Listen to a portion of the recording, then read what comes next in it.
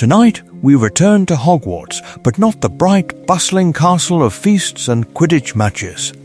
Tonight, the corridors are empty, the candles burn low, and one name echoes differently in the dark. Draco Malfoy. Not as a sneering schoolyard villain, as a child forged in a house that worshipped hatred. The story everyone thinks they know begins on a train. A pale boy with slicked back hair, a practiced smirk, a hand outstretched to Harry Potter like a charm cast in cold politeness. When Harry refuses him, the mask curdles. By the time the train reaches the castle, Draco has already become what the audience expects, the spoiled bully, the one who mocks Ron's poverty and Hermione's blood. This is important, because that first impression becomes a kind of grave we bury him in, long before the war truly begins. But step back into the manor where he was raised, into a nursery where the bedtime stories are about bloodlines, not dragons, about dark lords, not heroes.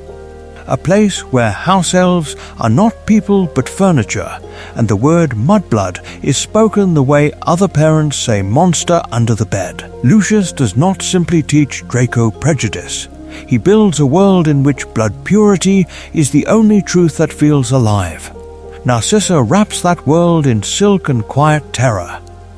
What choice does a child have when every window in his home looks out onto the same landscape of fear? So when he arrives at Hogwarts, Draco is not discovering the world. He is defending a plan that was written for him.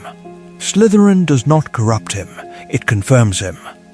The jeers on the Quidditch pitch, the laughter when Hermione is insulted, the way professors look away at the smaller cruelties, all of it works like a replica of Malfoy Manor built out of stone and torchlight.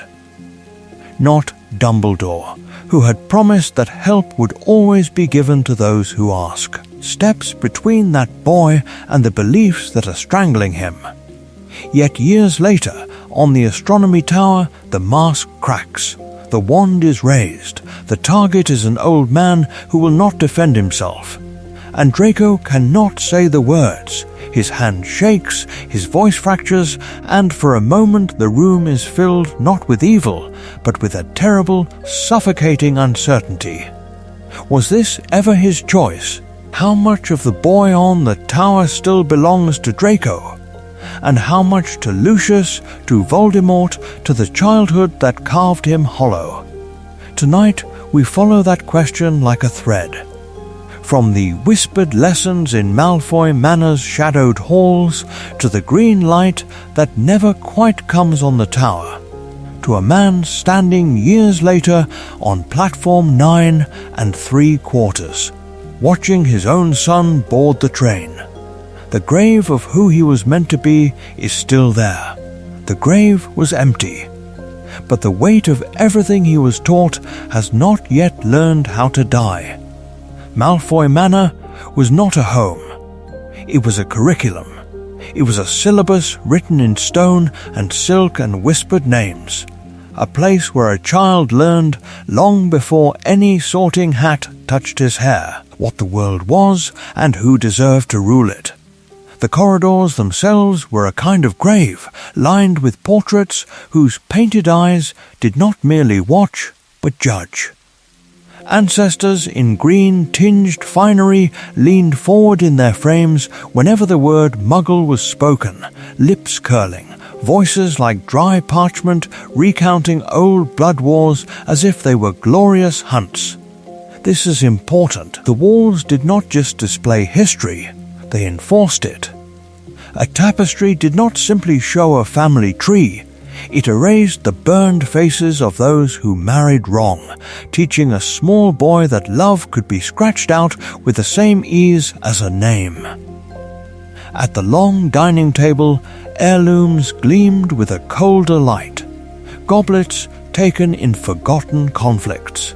A serpent-handled dagger passed down from a time when wizards did not hide their magic at all.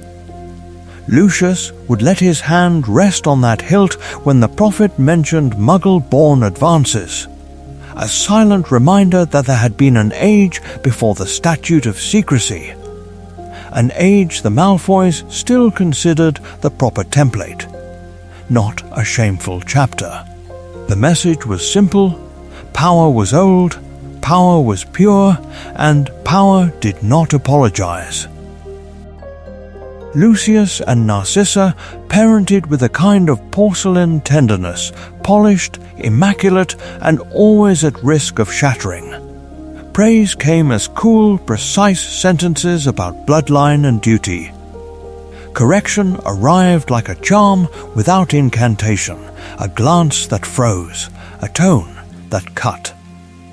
When Draco showed fear, Lucius spoke of weakness. When he showed compassion, Narcissa's hand tightened on his shoulder, not in comfort, but in warning. In this house, mercy was not a virtue, it was a liability. The house elves learned that lesson first. They flinched at every raised voice, moved like replicas of fear itself, never meeting Draco's eyes unless ordered. The one time he tried to thank an elf for mending a torn robe, the room went silent. Lucius's rebuke was soft, almost gentle, and therefore all the more terrible. A Malfoy did not thank servants. A Malfoy commanded. Draco knew from then on that kindness was something you practiced in secret, if at all. Even his childhood stories conspired. Bedtime did not bring tales of daring friendships, but carefully curated legends about the old days when wizards walked openly and muggles remembered their place.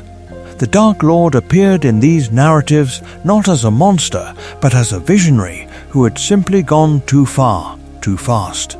Not Dumbledore, who had warned of the cost of such magic. Not Hagrid, who had told Harry that love was the oldest protection.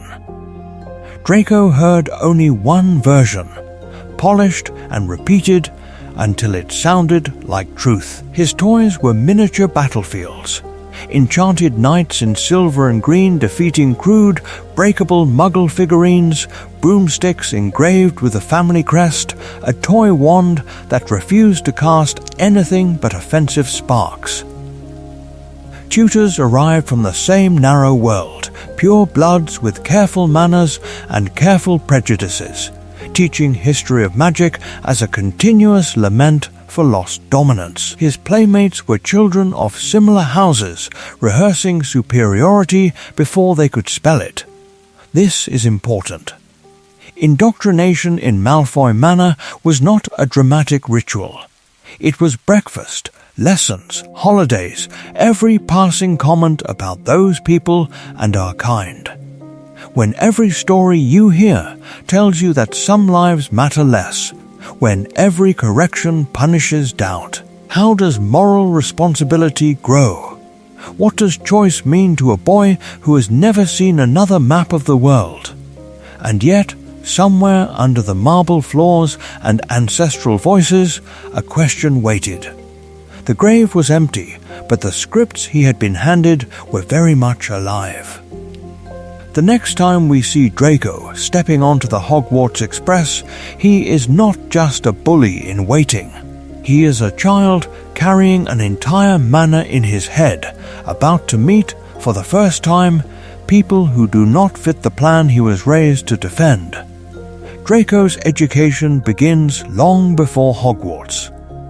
It begins in a nursery where the alphabet is secondary to ancestry, where the first lessons are not numbers and colors, but categories and contagions. This is important. Before he hears the word classmate, he hears blood traitor. Before he learns the word friend, he learns mudblood, the syllable shaped for him slowly, almost tenderly, by a father who corrects his pronunciation the way other fathers might correct a miscast charm. Purity is not an abstract concept in this room, it is a weather system. It hangs over every meal, every corridor, every portrait that watches him pass. The world, as Draco first understands it, is not divided into kind and cruel, safe and unsafe. It is divided into pure and tainted. Lucius Malfoy does not tell bedtime stories about monsters under the bed. He tells stories about the First Wizarding War, not as a confession, as a curriculum. The Dark Lord is not the horror in these tales. The horror is failure. The horror is cowardice. The horror is a cousin who married a muggle and was burned off the family tapestry. A colleague who recanted before there was Engamot and lived the rest of his life in disgrace. Lucius speaks of raids the way some men speak of Quidditch matches, with dates and details and the bitter analysis of what might have been if only others had possessed more resolve. He does not say, "We were wrong." He says, "We were betrayed." He does not say, "People died." He says, "People lost their nerve." The grave was empty in these stories, not because there had been no bodies, but because there had been no proper martyrs. Narcissa's lessons are softer, but no less binding. She does not sketch battle lines on maps, she sketches fear into the edges of Draco's world. Muggle-borns are unpredictable, she murmurs as she straightens his collar, as she smooths his hair. They are dangerous, not because of what they have done, but because of what they might do if allowed too close. They are beneath you, Draco, not as an insult, but as a warning dressed in silk. Her love becomes the velvet glove over the iron creed. Protection is the word she uses. Contamination is the word she means. Outside the manor, there are no muggle neighbors. Inside Hogwarts, when he finally arrives, there will be no muggle-born classmates at his table in Slytherin House. Before that, there are tutors who depend on Malfoy gold, house elves who flinch at the slightest displeasure, and a daily profit that, when properly bought and steered, becomes another polished mirror, reflecting the same singular image. An echo chamber is not built in a day. It is laid stone by stone, headline by headline, story by story, until the only truth that feels alive is the one that has never been challenged. Not Dumbledore, who had once argued in Wizengamot chambers that integration was the future. Not any teacher who might have offered another vocabulary for justice. Not Sirius, who had fled this very ideology at 16. None of them stand in that nursery to name the lie. Lily was a charms prodigy, but there is no counter-charm for a child who has never been allowed to imagine that the world could be otherwise. So Draco repeats his father's phrases with the solemn pride of a boy trying on grown-up robes. He says mudblood and feels tall. He says blood traitor and feels safe. Each repetition is a brick. Each brick is another wall. By the time he steps onto the Hogwarts Express, the prison is nearly finished, though he will not recognize the bars until someone he has been taught to despise looks him in the eye and refuses to fit the script. What happens when the first crack appears in that carefully constructed cell? The first crack could have come from nowhere. From a mistake, not a manifesto. From a boy who is not yet a bully, only 7 years old and shivering in clothes that were chosen for lineage, not warmth. Imagine a lesson in controlled side-along apparition on the Malfoy grounds. Lucius's hand iron on his shoulder, Narcissa watching with a tightness around her eyes that is not quite fear and not quite pride. The magic twists, the charm slips. There is a wrenching, a grave cold lurch, and then Draco is alone on a wet cobbled street that smells of bread and petrol and rain. No manor, no peacocks, no wand. He has been told stories of muggles. Brutes, his father says. animals who built a world of metal and smoke because they lack the subtlety for real magic. Stupid, Narcissa adds, in the careful tone of someone repeating doctrine rather than conviction. Dangerous, the portraits hiss from their gilded frames. This is important. These stories are the bars of the cell. Now a door opens. A bell rings, soft as a charm. Light spills from a small village shop warm against the grey. A woman steps out, apron dusted with flour, hands red from the sink. She does not know the name Malfoy. She does not see a pure-blood heir, a future Death Eater, a replica of his father's sneer. She sees a child whose eyes are too wide and whose hands are shaking. "Are you lost?" she asks. 2 words, simple, unadorned, spoken without calculation or plan. She kneels so they are level. Offers him a towel for the rain, a biscuit from a tin, a place by the little electric heater that hums like distant bees. She does not demand gratitude. She does not demand blood. In every story Draco has heard, muggles swarm, attack, degrade.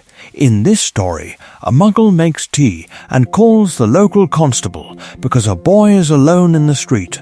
The constable brings him cocoa in a paper cup and a scratchy blanket that smells of dust and honesty. No one raises a hand.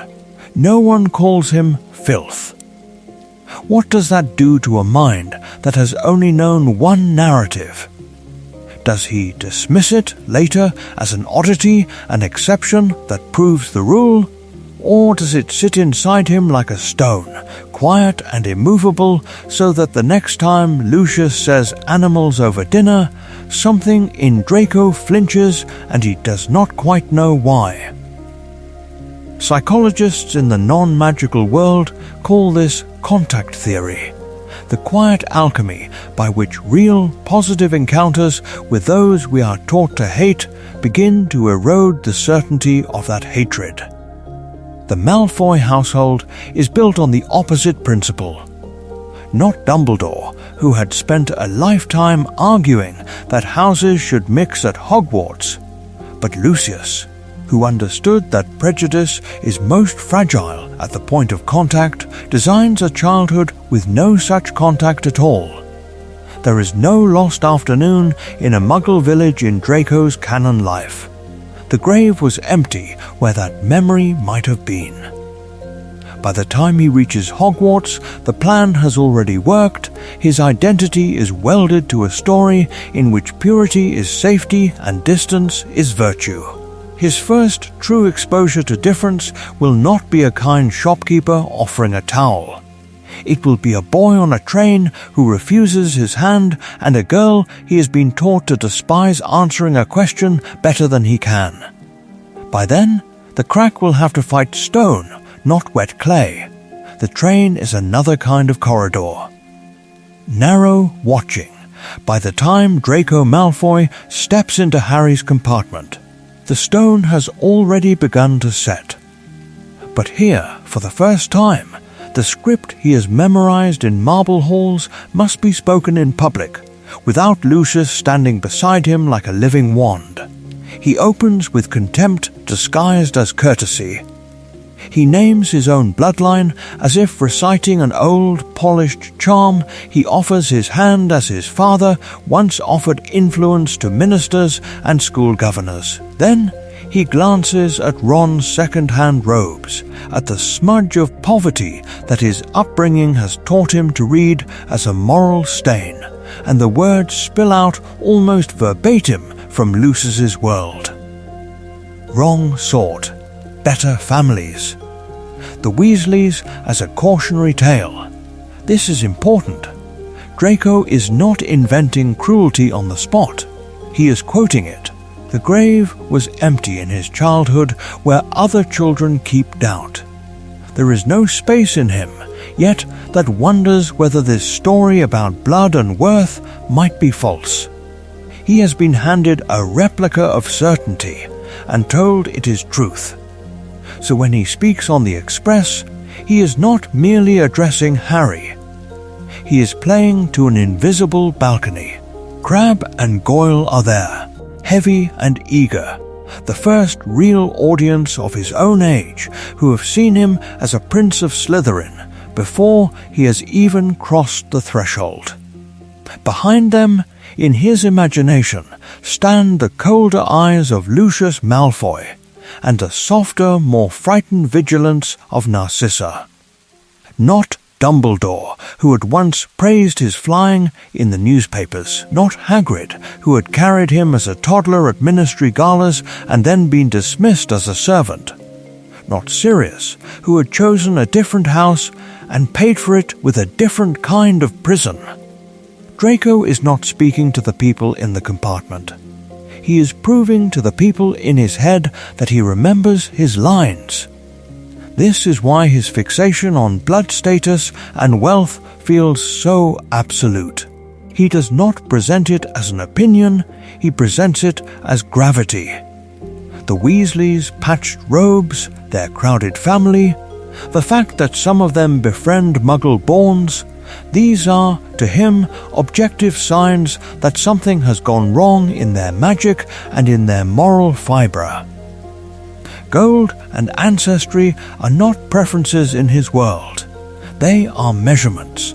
And yet, beneath the performance, something quieter moves.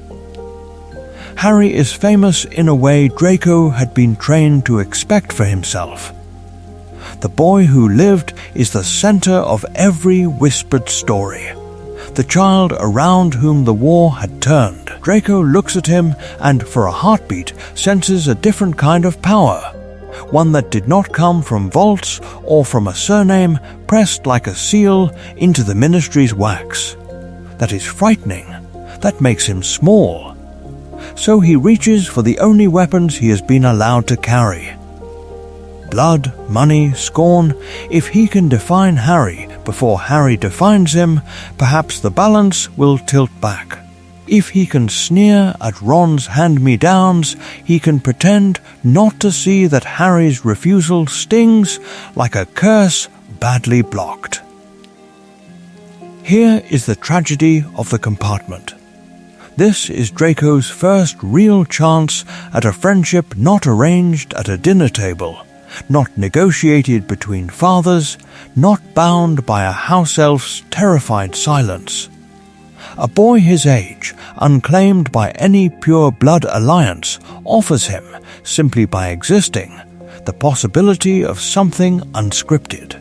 And Draco, who has been given a plan instead of a conscience, sabotages it with the very tools his parents pressed into his hands. In choosing the role of bully, he binds the mask tighter to his own face. By the time the train pulls into Hogwarts, the performance has become precedent, and precedent becomes destiny more easily than anyone on that platform yet understands. By the time the boats cut across the Black Lake, the performance has an audience. The castle looms, the air tastes of wet stone and old magic, and Draco Malfoy walks into the Great Hall already wearing a name like armor. He is not wondering who he is. He is wondering who will recognize him. The hat barely touches his head. It whispers of options, because there are always options, even for children who do not know they are allowed to choose. But it also tastes lineage, feels the imprint of Lucius's ambitions and Narcissa's fears, hears the echo of a drawing room where Muggle-borns are discussed like a problem to be solved. Slytherin, it decides, and the word is not a sentence to Draco. It is a coronation. This is important.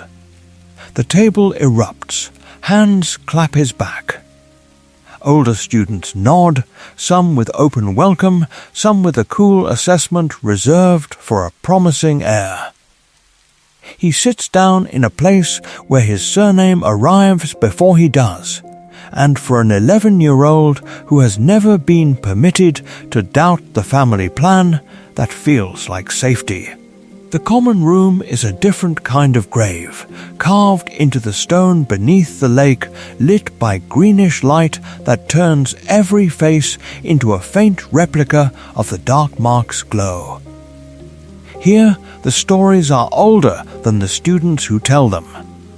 Sixth years speak in low voices about parents who knew how things used to be, about the good old days when blood traitors were afraid to show their faces, not Dumbledore, who had tried to cleanse the school of such nostalgia, not Hagrid, who had carried Harry in his arms and would have flinched at these conversations. In Slytherin, the past is curated, polished, and passed down like an heirloom. They do not praise Death Eaters openly, that would be crude, and the children of old families are taught elegance even in their hatred. Instead, there is an almost reverent precision when they say the Dark Lord, a careful avoidance of the word murder when they describe raids as purges and necessary measures. Muggle-born classmates are not hexed in front of professors, they are simply excluded, stared through, spoken about as though they are an unfortunate mistake in the story of wizard kind. Draco listens, and the half-formed prejudices of childhood harden into doctrine, not because anyone forces him, but because no one he respects contradicts him. Outside the dungeon, the house carries its own curse. Whispers follow Slytherins in corridors, dark wizards, future Death Eaters, snakes. The other tables turn away in the Great Hall. Suspicion closes around them like a second set of walls. Under siege, a group learns to love its chains. What choice does an 11-year-old have when the world has already decided he is dangerous? He doubles down. He becomes what they fear, and in doing so finds belonging. There are no strong counter-voices to break the spell. Snape's favoritism is its own silent endorsement. When Draco sneers at Hermione's blood, he is not punished, he is indulged. There is no lesson where someone stands before the school and names blood supremacy as a lie. Not Sirius, who had once fled a similar house and might have recognized the pattern.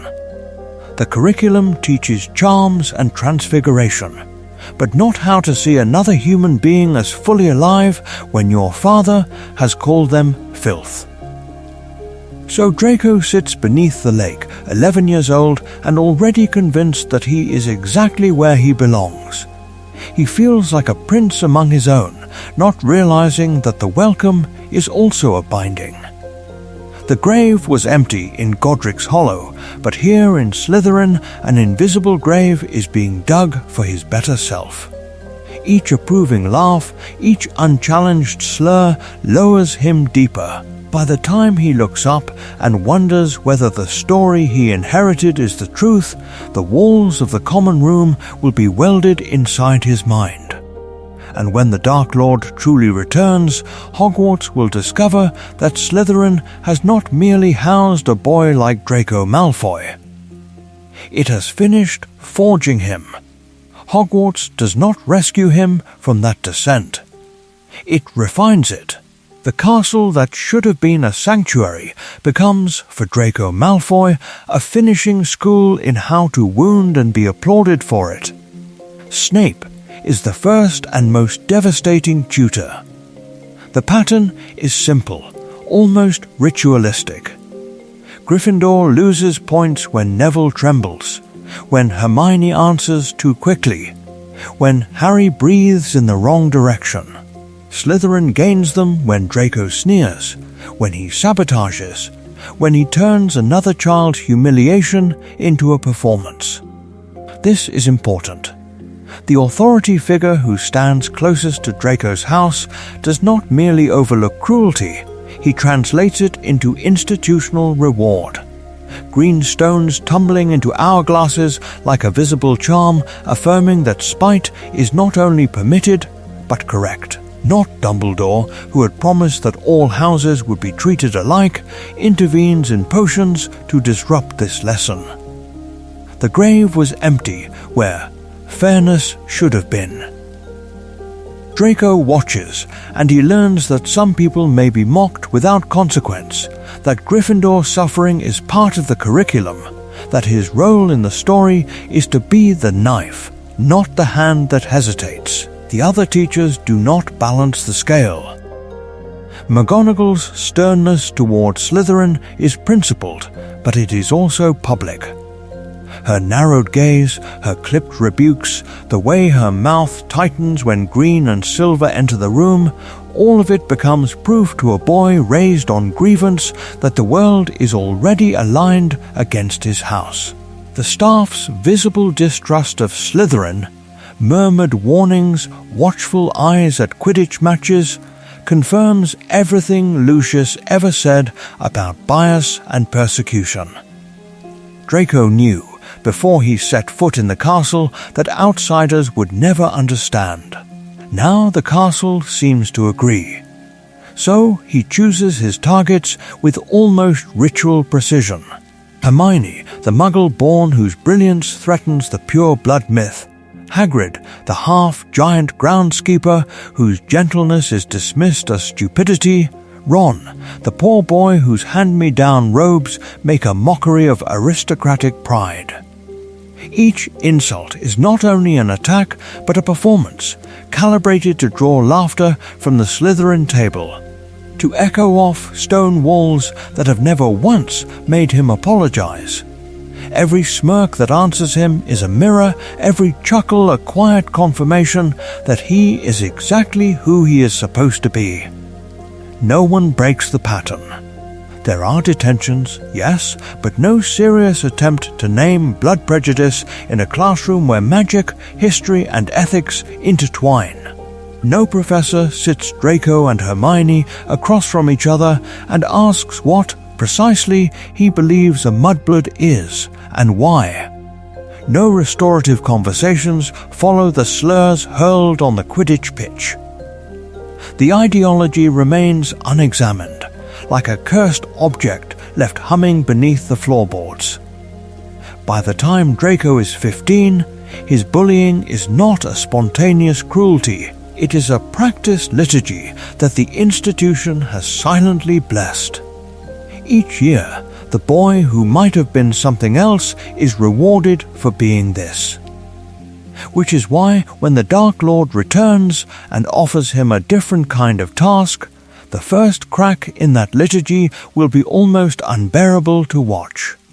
So pause the duels and the detentions for a moment.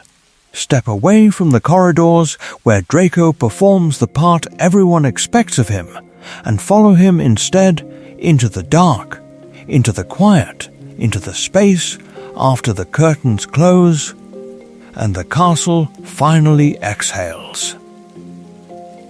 The Slytherin dormitory is stone and shadow and the slow pulse of the Black Lake above. After lights out, when Crabbe's snoring becomes a dull, oppressive rhythm, Draco lies on his back and stares at the green-tinted canopy. He replays the day as if it were a trial. Every insult, every smirk, every time he saw Potter's face and felt that hot, blinding need to prove that he was not small, not weak, not his father's disappointment. This is important. Because no one is watching now. There is no audience to applaud the cruelty. In that darkness, the moments he rushed past in daylight lengthen. The half-second before he called Hermione a slur, when the word sat on his tongue like ash and he could have chosen silence instead. The flicker in his gaze when a first-year Slytherin, hexed by laughing sixth years, tried and failed not to cry. Draco's lip curled, as it had been trained to do, but his eyes did not quite match the contempt in his voice. The grave was empty. Where his empathy should have been buried, it was not gone, only hidden, waiting for a safer century. Down in the common room, earlier that evening, the fire had burned low, while older students whispered around the edges of the hearth. Azkaban, the dark mark. Names of fathers and uncles who had not come home when the ministry knocked. Names of others who had. Not Dumbledore, who had offered second chances to some of them. Not Hagrid, who had seen giants hunted and still believed in gentleness. These were not the voices Draco heard. He heard instead the pride braided into fear, the way the mark was spoken of as both sentence and crown. He sits very still when they talk like that. He does not join in as loudly as he once did. He is 12, then 13, and already the stories are not aligning. His parents' polished tales of a noble cause do not quite fit the tremor in a classmate's voice when he mentions a mother in Azkaban.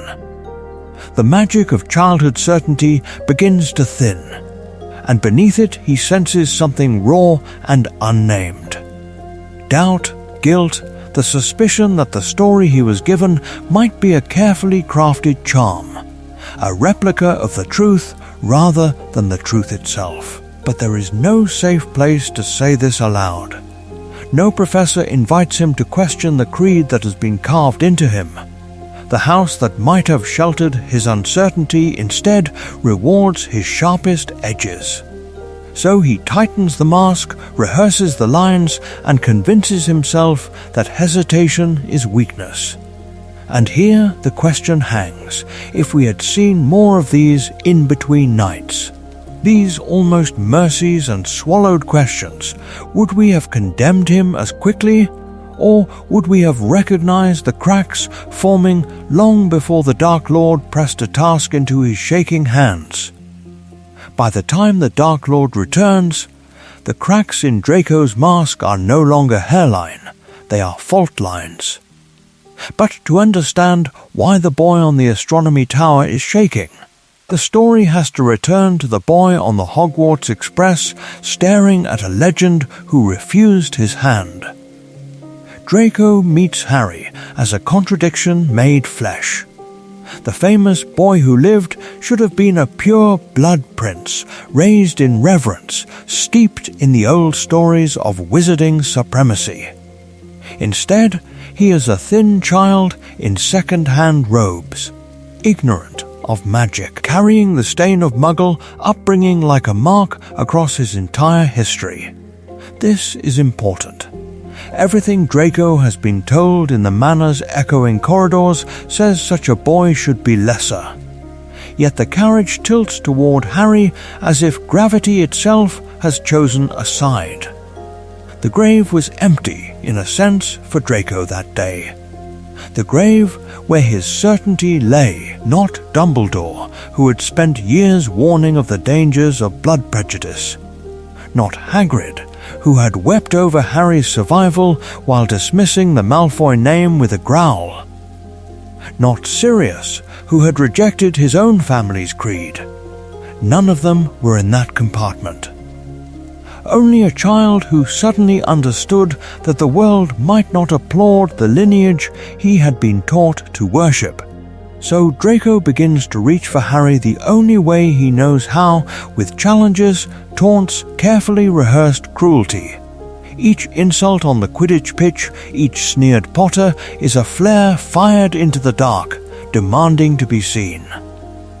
He needs Harry to look back and recognize an equal, or at least a worthy enemy, because if the boy who lived dismisses him as irrelevant, then what does that say about the Malfoy legacy that was supposed to guarantee importance? Harry's alliances make it worse. A Weasley at his side, poor and unashamed. A Muggle-born witch whose brilliance quietly proves that blood is not destiny. Every time Harry laughs with Ron or trusts Hermione with his life, Draco watches the natural order he was promised dissolve. The castle itself seems to choose, cheers when Gryffindor wins, whispers when Malfoy walks past. Each Quidditch loss, each narrow escape from Voldemort, each time Harry stands where adults fall, presses on Draco like a verdict. So he escalates. In the Triwizard Year, he wears Potter stinks like armor, clings to the idea that Harry is cheating, that there must be a trick, because the alternative is that the universe itself is siding with a boy raised among muggles. Lily was a charms prodigy, but Draco has his own kind of dark ingenuity, smuggling, spying, scheming, all in service of restoring a hierarchy that keeps slipping through his fingers. By the time Voldemort is truly alive again, Draco's identity has braided itself around a single opposition. He is the boy who stands against Harry Potter. When the Dark Lord places a mission in his hands, it does not feel like a decision. It feels like the next inevitable page in a story he thinks was written for him long ago. A story in which stepping back would be the same as admitting he never mattered at all. The rivalry begins as a game, a name on a train, a sneer in a corridor. Draco learns early that words can wound, and that at Hogwarts, cruelty can feel like currency. To mock Hermione's blood, to trip Neville, to turn the story of Harry Potter into a running insult, these are schoolyard performances, rehearsals for a war he has been promised but never truly seen. This is important, because for most of Draco's early life, Voldemort is not a living terror. He is a legend, murmured with reverence over polished tables. A vanished Dark Lord whose failure is treated like a temporary inconvenience rather than a grave defeat. Draco boasts about Death Eaters on the Hogwarts Express because, in his mind, they are knights in a forgotten tale, not men who torture and kill. He is playing at ideology with the unthinking certainty of a child who has only ever heard one version of the truth. Then the Dark Lord comes back.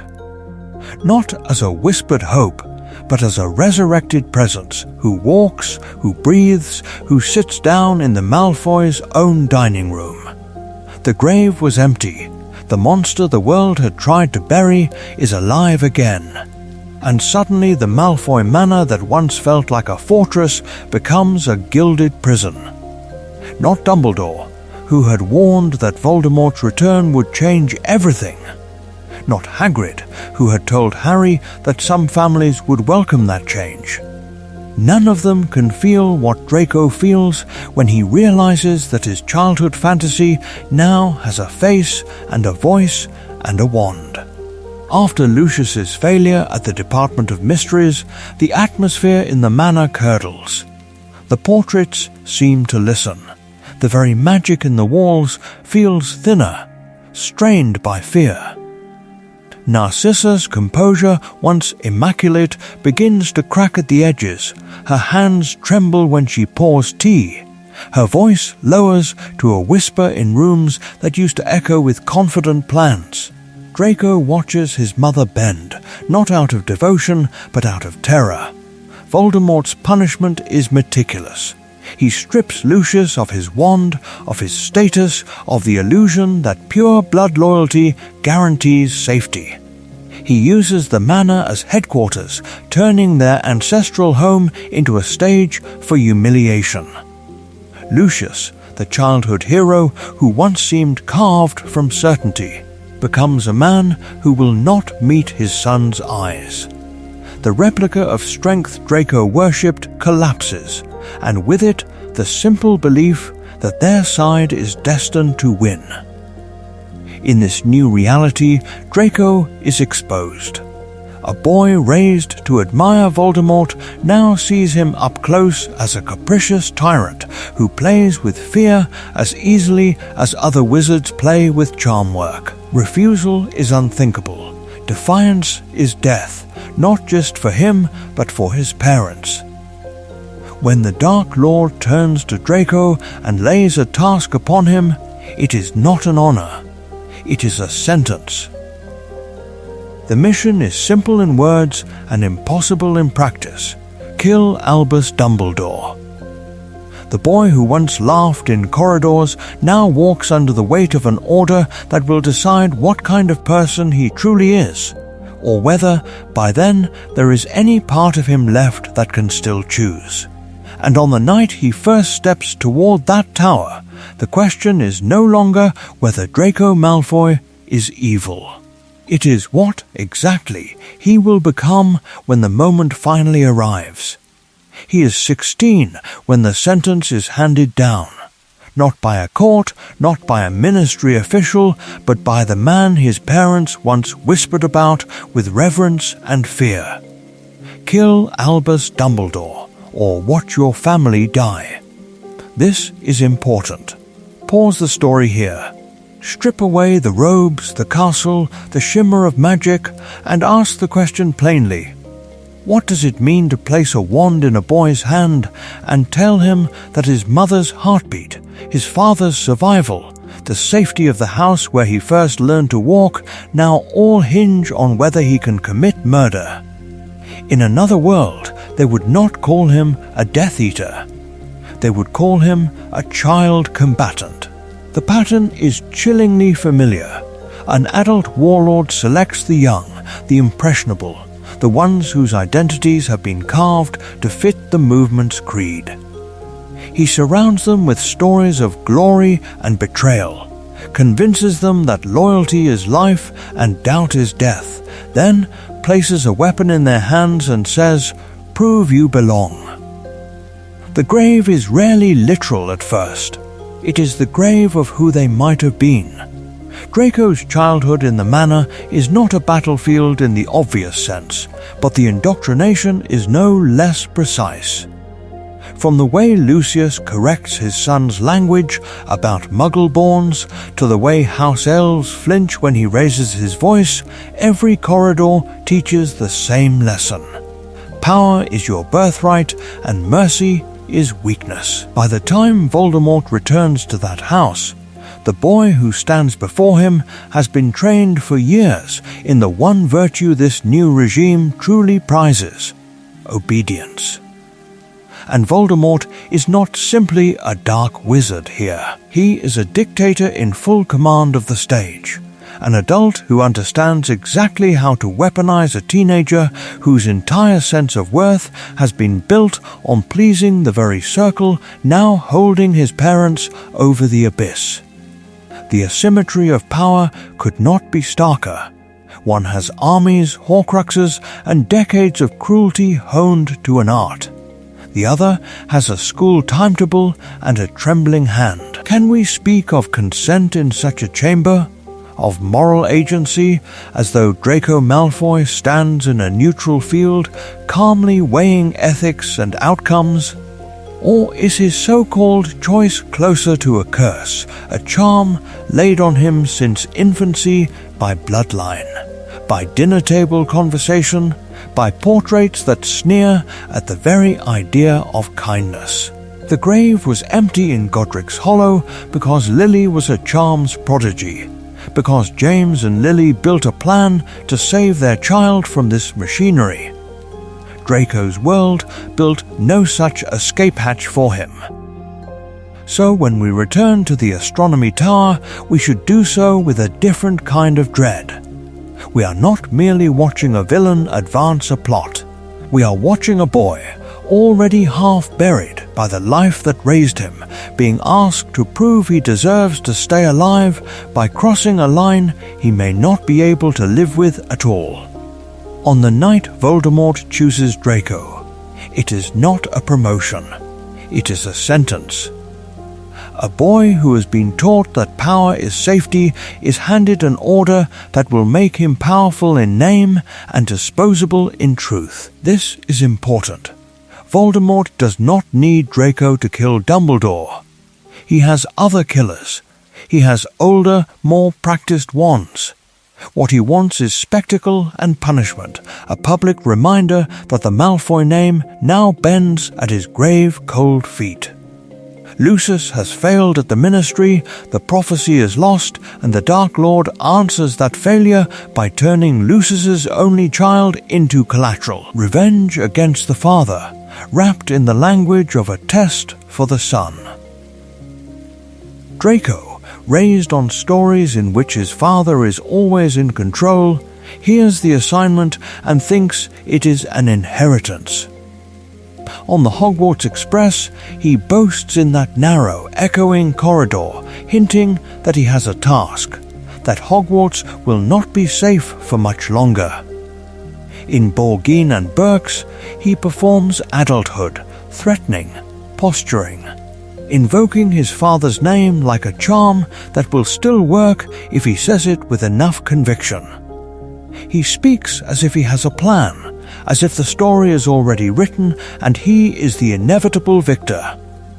But the reality of the mission is not a dramatic duel. It is logistics. It is tedium and terror. It is a vanishing cabinet in the room of requirement, cracked and useless. That must be coaxed back into function by a 16-year-old who has never been asked to fix anything in his life. Each failed cursed necklace, each poisoned mead that reaches the wrong lips, deepens the fracture between his bravado and the truth that he is floundering. The grave was empty where his confidence used to lie, and in its place grows only a tightening dread. As the year drags forward, his world contracts. He stops confiding in Crabbe and Goyle, turns them into mute sentries disguised as girls, stationed outside the room like replicas of the friends he no longer trusts. He pushes Pansy away with sharpness meant to hide the shaking of his hands.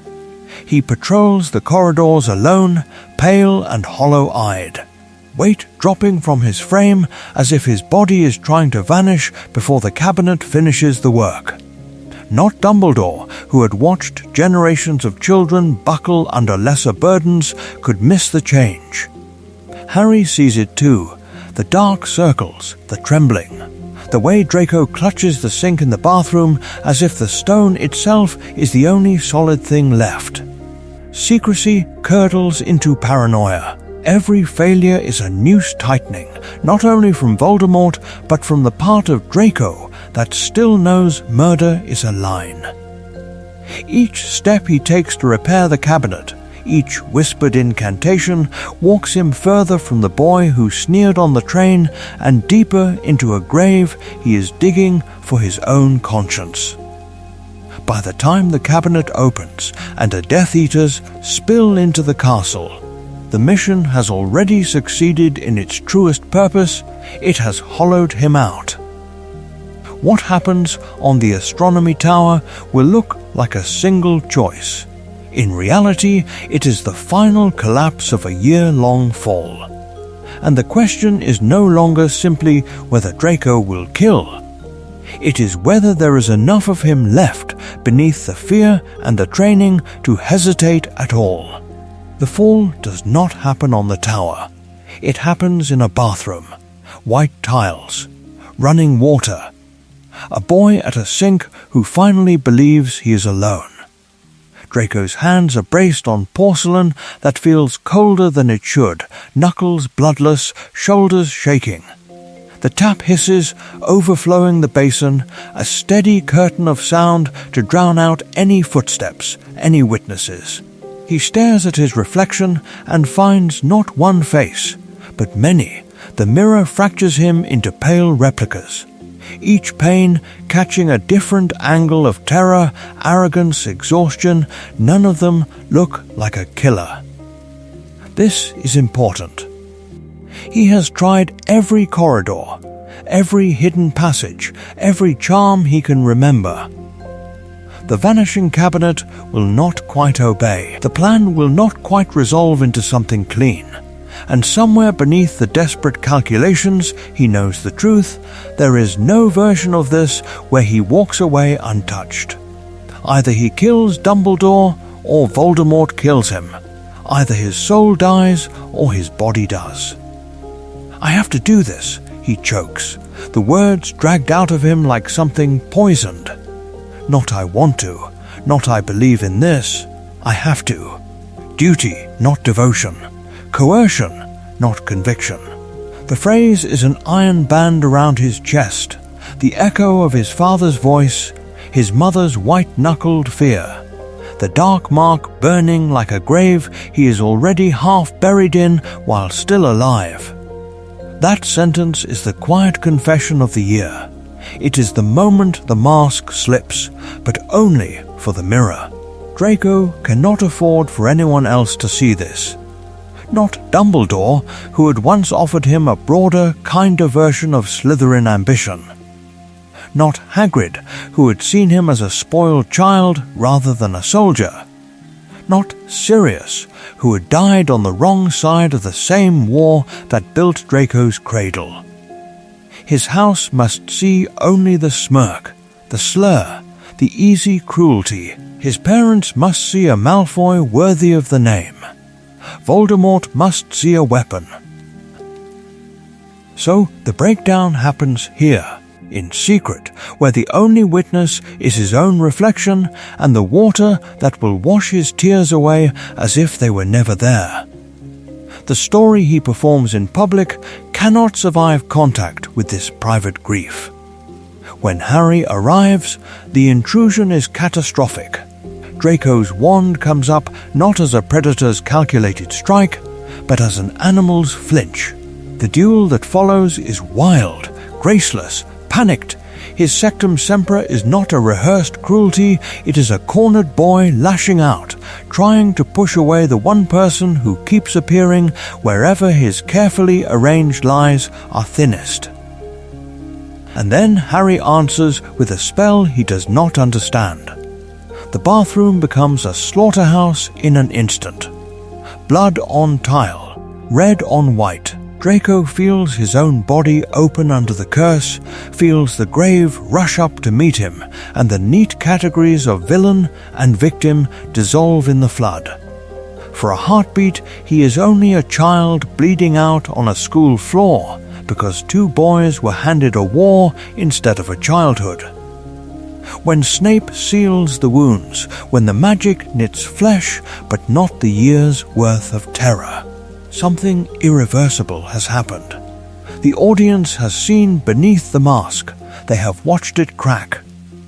What stands up from that floor is not a budding Dark Lord, but a boy who now knows with horrifying clarity how close he is to dying for a cause he never truly chose.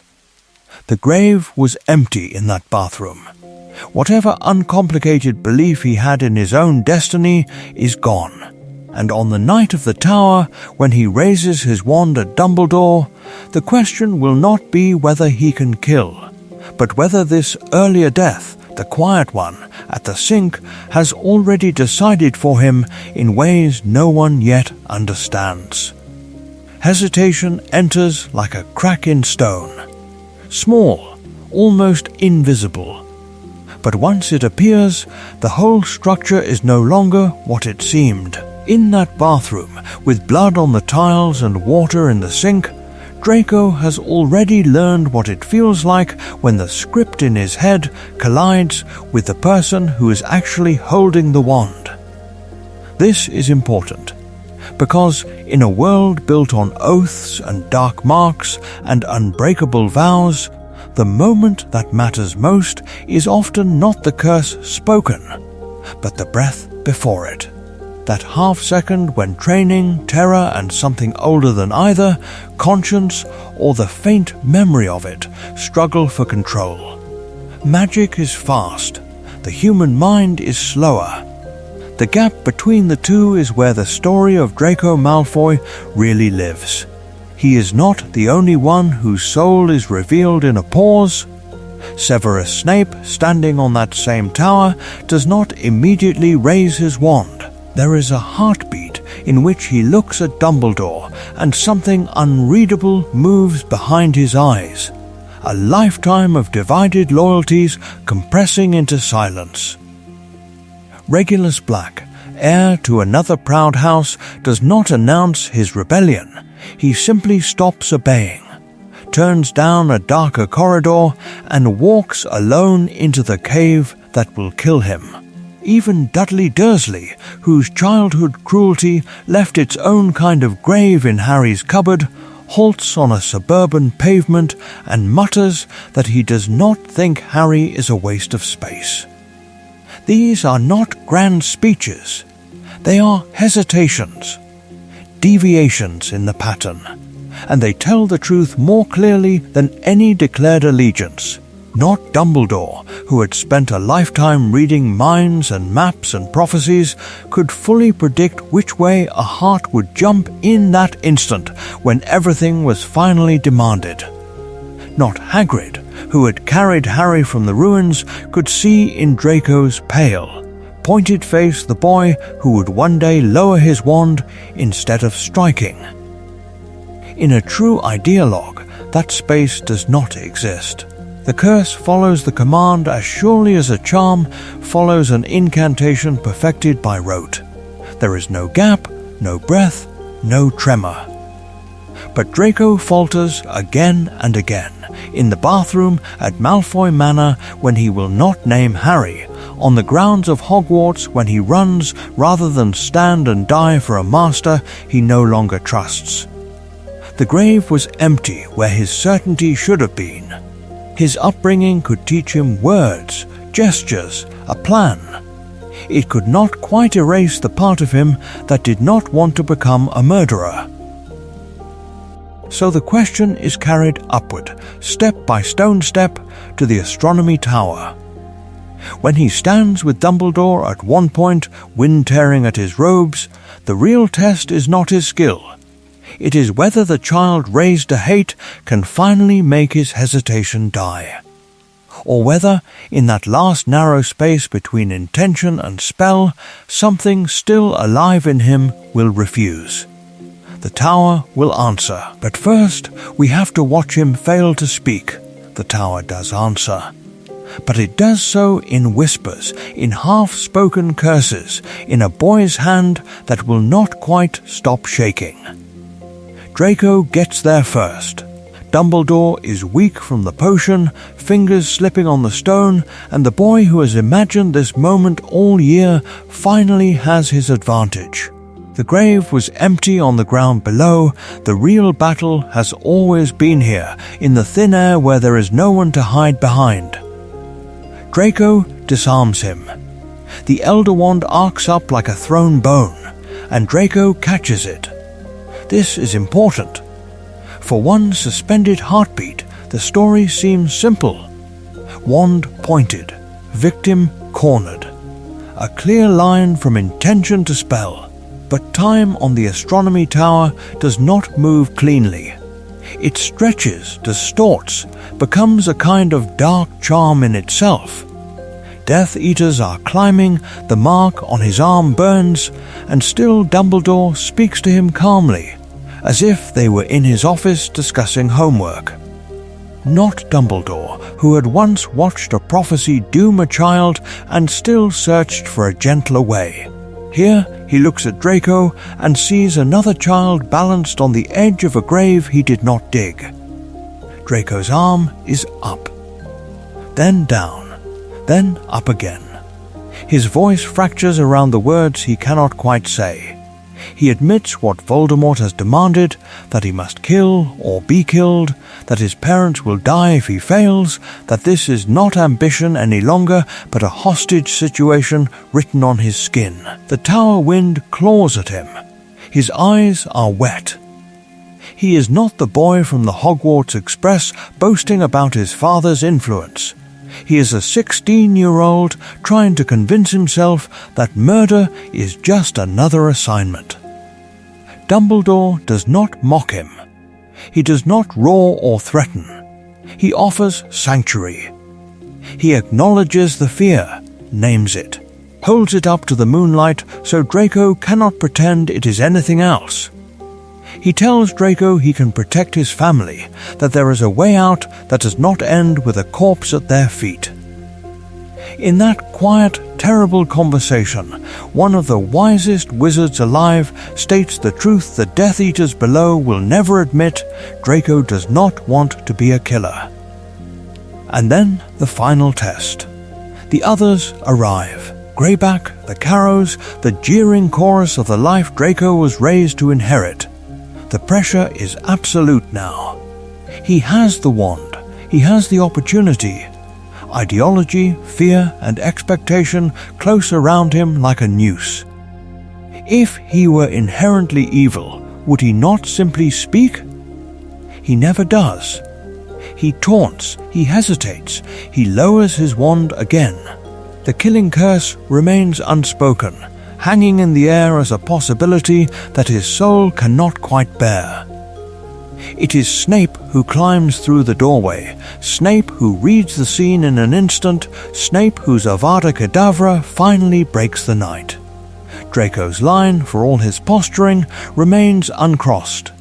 This is important, because this is the moment when every force that shaped him, family, house, Dark Lord, the long shadow of a different war, converges and still something in him recoils. He chooses not heroism but refusal, not courage, but the inability to damn himself completely, even at enormous personal risk. The boy raised to hate stands on the highest point of the castle and discovers there is a kind of magic he cannot perform. The next question is whether that failure can ever become a beginning. He does not fall from the tower, he walks down from it. Draco Malfoy returns to Malfoy Manor not as a conquering heir, but as a boy who has stood on the edge of a grave he could not finish digging. This is important. Voldemort spares him, and in that twisted arithmetic of terror, survival is treated as success. The Dark Lord believes the plan worked, Dumbledore is dead, the castle breached, the boy sufficiently ruthless to be kept alive and drawn closer. Draco knows the quieter, more corrosive truth. He did not cast the killing curse. He could not. The manor receives him like a mausoleum, pretending to be a home. The portraits approve. Lucius, disgraced at the ministry, clings to this thin, desperate honor. Their name still matters, their house still chosen as a headquarters. Narcissa watches her son move through rooms he once ruled with childish arrogance and sees something hollowed out. The grave was empty, but something in him has been buried all the same. By the time we reach Deathly Hallows, the boy who filled corridors with insults and laughter is gone. In his place moves a pale, withdrawn figure who seems to be trying to make himself smaller in his own house. He speaks less, boasts less. When snatchers drag prisoners into the drawing room, he hesitates to identify Harry, even with his parents' lives hanging over every breath. He squints, stalls, reaches for doubt as if doubt itself were a charm that might keep him, just a little longer, from becoming a perfect replica of Lucius. Then the dinner happens. Charity Burbage hangs above the table, turning slowly, like a broken star in a private domestic sky. Her plea to Severus, her explanation of Muggle-born humanity, is answered not with argument but with a snake. Voldemort murders her, feeds her body to Nagini while the elite of Wizarding Society watch. Draco cannot look. He stares at his plate, at his hands, anywhere but at the teacher who once graded his essays, now reduced to meat. He does not speak. He does not rise. He is trapped in proximity to horror, close enough to smell it, too terrified to intervene. The house itself becomes complicit. Floors that once echoed with childish footsteps now carry the screams of prisoners. Bellatrix turns the drawing room into a torture chamber. The cellars fill with captives. Every corridor is a reminder that the old story he was told about glory and purity has rotted into something unrecognizable. The manor is still beautiful. It is also a crime scene. Under that roof, Draco lives in a state beyond ideology. He is not plotting resistance, he is calculating survival. Too compromised to walk away, too watched to openly rebel. He moves like someone who knew the script of his life and now realizes the ending was a lie. Not Dumbledore, who had offered him protection. Not Hagrid, who had called him out as a bully, not Sirius, who had once chosen a different family over a dark house. None of them can reach him here. The boy raised to hate is now haunted by what that hate has built around him. The question is no longer whether he believes, it is what, if anything, he will still be willing to do, and what he will finally refuse. When the manor's doors open one last time, the manor's doors will open. But before they do, the story must pause. The frame must widen. Because what waits on the other side is not only a boy raised to hate, but a boy trained to be afraid. Rowling herself would later say that Draco was not truly evil, only weak and cowardly. This is important. It sounds like mitigation, like the softening of a verdict, but it is in fact a grave indictment. Active malice is easy to condemn. The mind that delights in cruelty stands naked before judgment. Cowardice is quieter, more domestic, hiding in corridors and drawing rooms, in the decision to look away rather than stand in the path of what one knows is wrong. In Draco, the magic of hatred is almost always braided with the charm of fear. He does not invent the ideology he mouths at 11, he recites it. He does not seek the dark mark as a visionary, he stumbles toward it as a son who has been told that refusal is betrayal. That betrayal means the ruin of everyone he loves. The grave was empty, where a different kind of courage should have been. But absence is not innocence. History, both in their world and ours, is crowded with atrocities not carried out by zealots alone, but enabled by those who simply did not resist. Clerks who stamped papers, neighbors who stayed indoors, wizards who said nothing when Muggle-borns vanished from the ministry atrium. Fearful compliance builds its own architecture of horror. Draco's trembling hand on the astronomy tower belongs to that lineage, not the fanatic's steady aim, but the boy who cannot bring himself to kill, and yet cannot bring himself to refuse the order either. Can cowardice coexist with moral responsibility? The answer is yes, and it must. Fear may explain why a choice is hard, it does not erase that a choice remains. When Draco lowers his wand in the bathroom, when he fails to cast the final curse on Dumbledore, when he will later hesitate to name Harry at the Manor, the story shows us that he knows. He is not ignorant. He is afraid. The difference matters, but it does not absolve. Contrast him with those who act through fear rather than under it. Snape, whose terror of Voldemort never truly fades, still turns that fear into a plan, into years of double life and unbearable risk. Regulus Black walks alone into the cave, hands shaking, and drinks poison anyway. Even Peter Pettigrew, whose cowardice is almost pure, finds a single second in a cellar where his hand will not obey his master's command. Not Dumbledore, who had orchestrated grand designs from a position of power. These were small, private acts of defiance from men who were still very much afraid. Draco never quite crosses that threshold. He flinches, stalls, looks to others to decide. He is not the architect of evil, but he is part of its scaffolding. If he is not evil, yet not brave enough to stand against evil, where does that leave him on the moral map? Somewhere liminal, a living replica of the choices he never makes.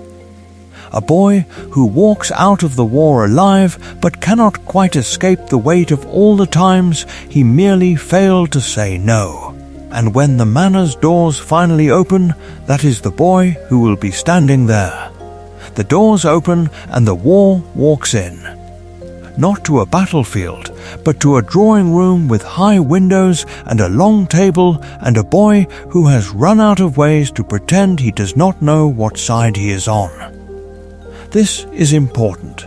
The Snatchers drag in 3 prisoners, bloodied, wandless, their faces distorted by a swelling charm that makes even Harry Potter look like a crude replica of himself. There is mud on the carpet, panic in the air, and the sickly ceremonial hush of a house that has become a grave for better futures. They think they have caught the chosen one. They want proof. Lucius Malfoy wants redemption. Bellatrix wants blood. Draco is summoned like a witness to his own education. He steps closer, pale, drawn, the mark on his arm burning under his sleeve. He looks at Harry, and he knows. The story of his life has been written in opposition to this face since he was 11. He has watched it across classrooms and Quidditch pitches and hospital wing beds. No charm can fully erase that recognition. And yet, when his mother asks, when his aunt demands, he does not say the words. He hedges, he stalls. He says, "It might be, and I can't be sure." And the room tightens around his refusal to make the lie or the truth simple. Not Dumbledore, who had once offered him sanctuary, stands here now to guide his choice. Not Hagrid, who had carried Harry from another ruined house, can intervene. Draco is alone with the weight of his naming. Why does he hesitate?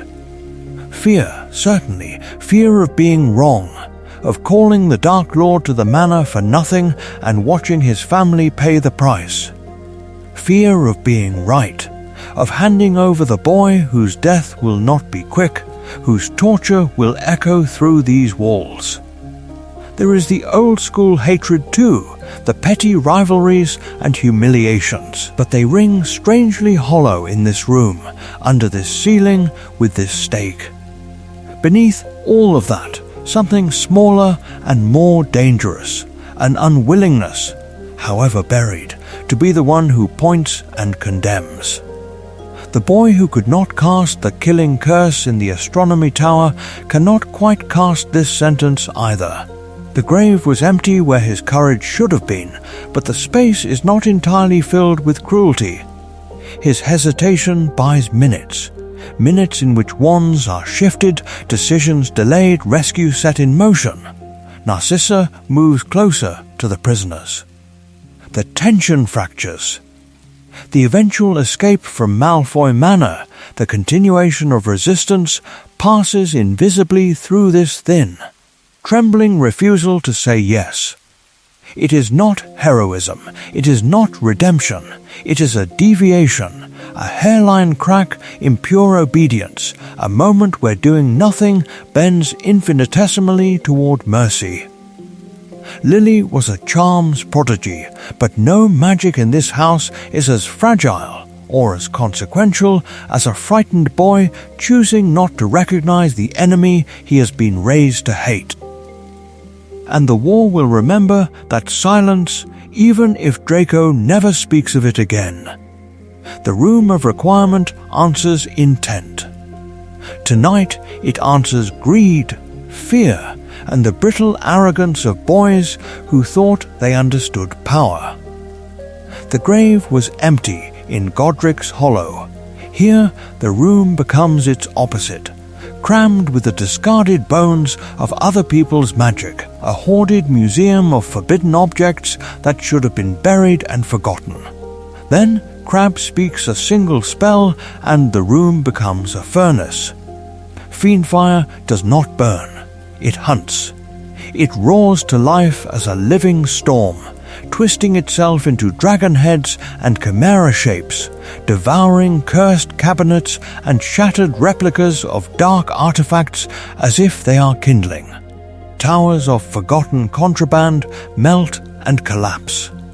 The air fills with choking smoke and the shriek of warping metal, as if the castle itself remembers every secret ever hidden here and screams them back in flame.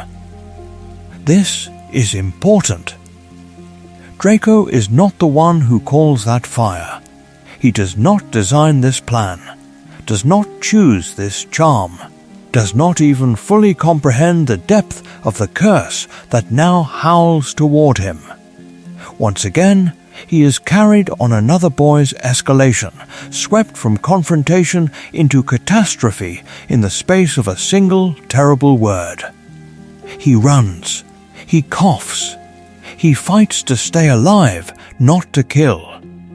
There is no pure blood composure in that chaos. Just 3 Slytherin boys scrambling over falling ladders and collapsing junk, hemmed in by the very magic they believed would always serve them. The room which once gave Draco safe passage and a quiet place to repair the vanishing cabinet now turns on him, its shifting walls and burning pathways mirroring the collapse of every certainty he was raised to trust. And then, through the smoke, comes the impossible Harry. Not as a victim, not as a trophy.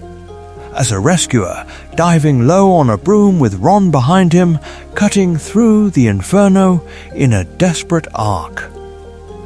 In that instant, the story Draco has always known fractures. The half-blood he was taught to despise does not leave him to the fire. He reaches out a hand. Harry drags Draco onto the broom with a rough, unceremonious grip that has nothing of chivalric theatre in it. It is not a grand gesture, not a rehearsed act of Gryffindor nobility. It is messy, instinctive mercy. A boy choosing to save the rival who once wished him dead because letting him fall would make the grave inside this room too crowded to bear. Draco's response is almost nothing. No grand thank you, no whispered apology, no cinematic conversion in the smoke. Only stunned, clinging survival, white-knuckled fingers on a broom handle and eyes wide with a comprehension too raw for words. Change, if it moves in him at all, moves quietly, like a fault line slipping deep beneath stone.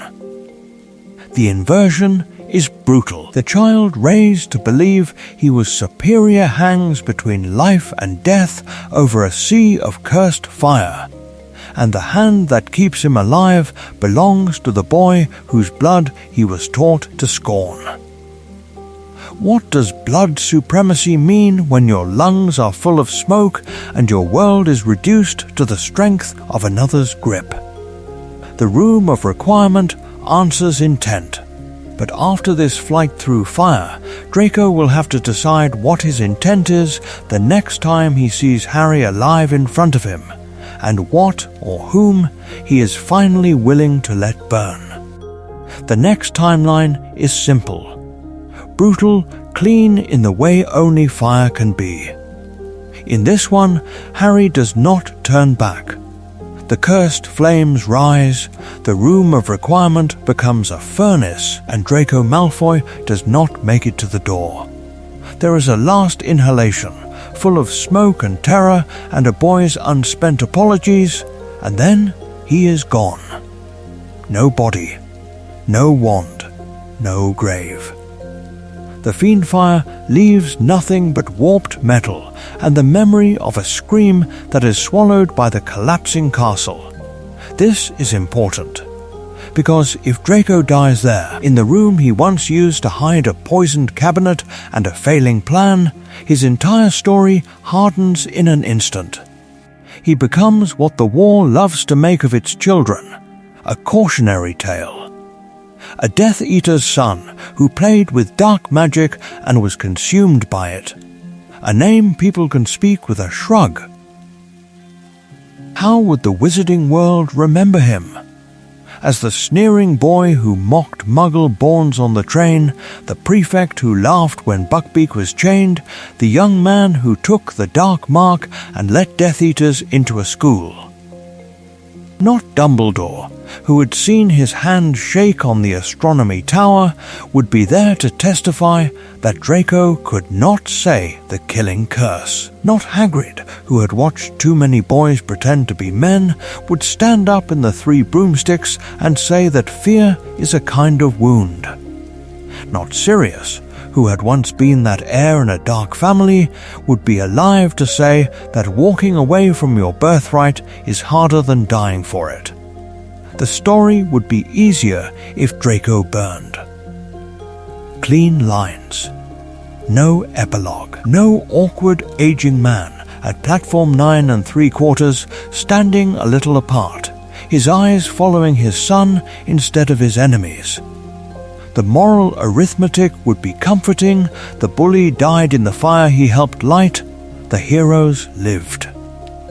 The grave was empty, and so was the need to ask whether a collaborator might change without ever earning the word hero.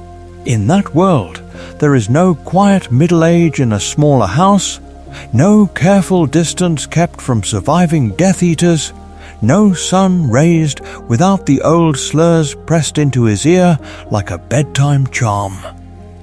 There is only a name on a list of the dead and a convenient lesson about the wages of cruelty. But Draco lives. Canon refuses the symmetry. He walks out of the fire and into the long, unlit corridor of survival, where there are no replicas to take his place, no spell to erase what he knew and what he did not do. Living on forces him to carry the weight of the boy who almost died and the man he might still become. It forces the world to live with him. So when the epilogue returns us to the station, it is not a sentimental coda, it is a reckoning. Draco, older, paler, his posture less theatrical, stands with a hand on his son's shoulder, and the distance between him and Harry is measured not only in years, but in the fire that did not quite take him. He is alive. And because he is alive, the question of what he is now cannot be burned away. He is alive, and the war did not make him noble. It made him quiet. It pared him down. On platform 9 3/4, the boy who once filled corridors with insult and echo stands as a man whose presence barely disturbs the steam. Draco is older, paler. The sharp, theatrical angles of his youth have softened into something more hollow than gentle. A face that has forgotten how to sneer because the muscles learned other work: endurance, silence, watching. His hairline has begun its slow retreat, a small, almost petty surrender that feels like the body's admission that time, not magic, will have the final word. This is important, because it is not the face of a dark lord in waiting. It is the face of someone who has seen the inside of fear and found no glory there. He stands with his wife and his son.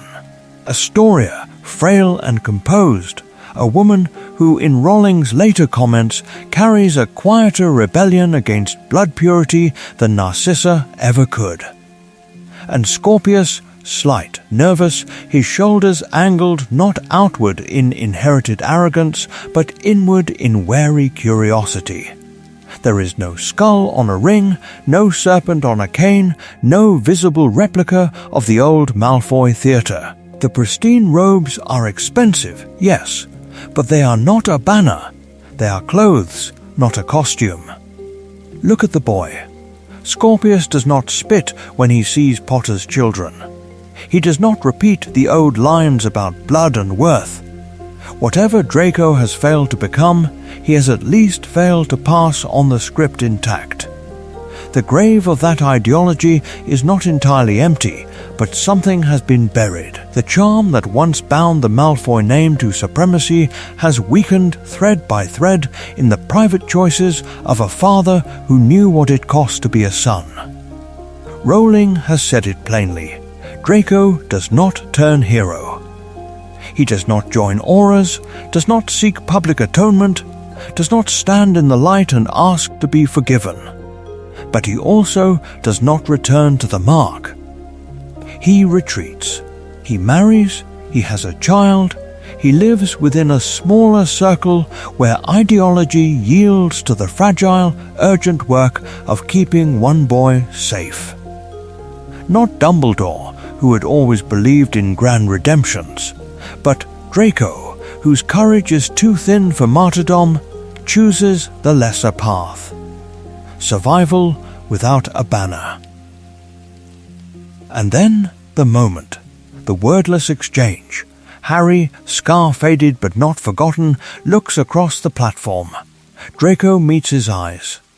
There is no nod of camaraderie, no offered hand, no attempt to rewrite the story into friendship that never was. But there is acknowledgement. A mutual, silent admission. We remember. We know what we did. We know what we could not do. The truth stands between them like a third figure, neither enemy nor ally, simply present. This is not a redemption arc in the grand blazing sense.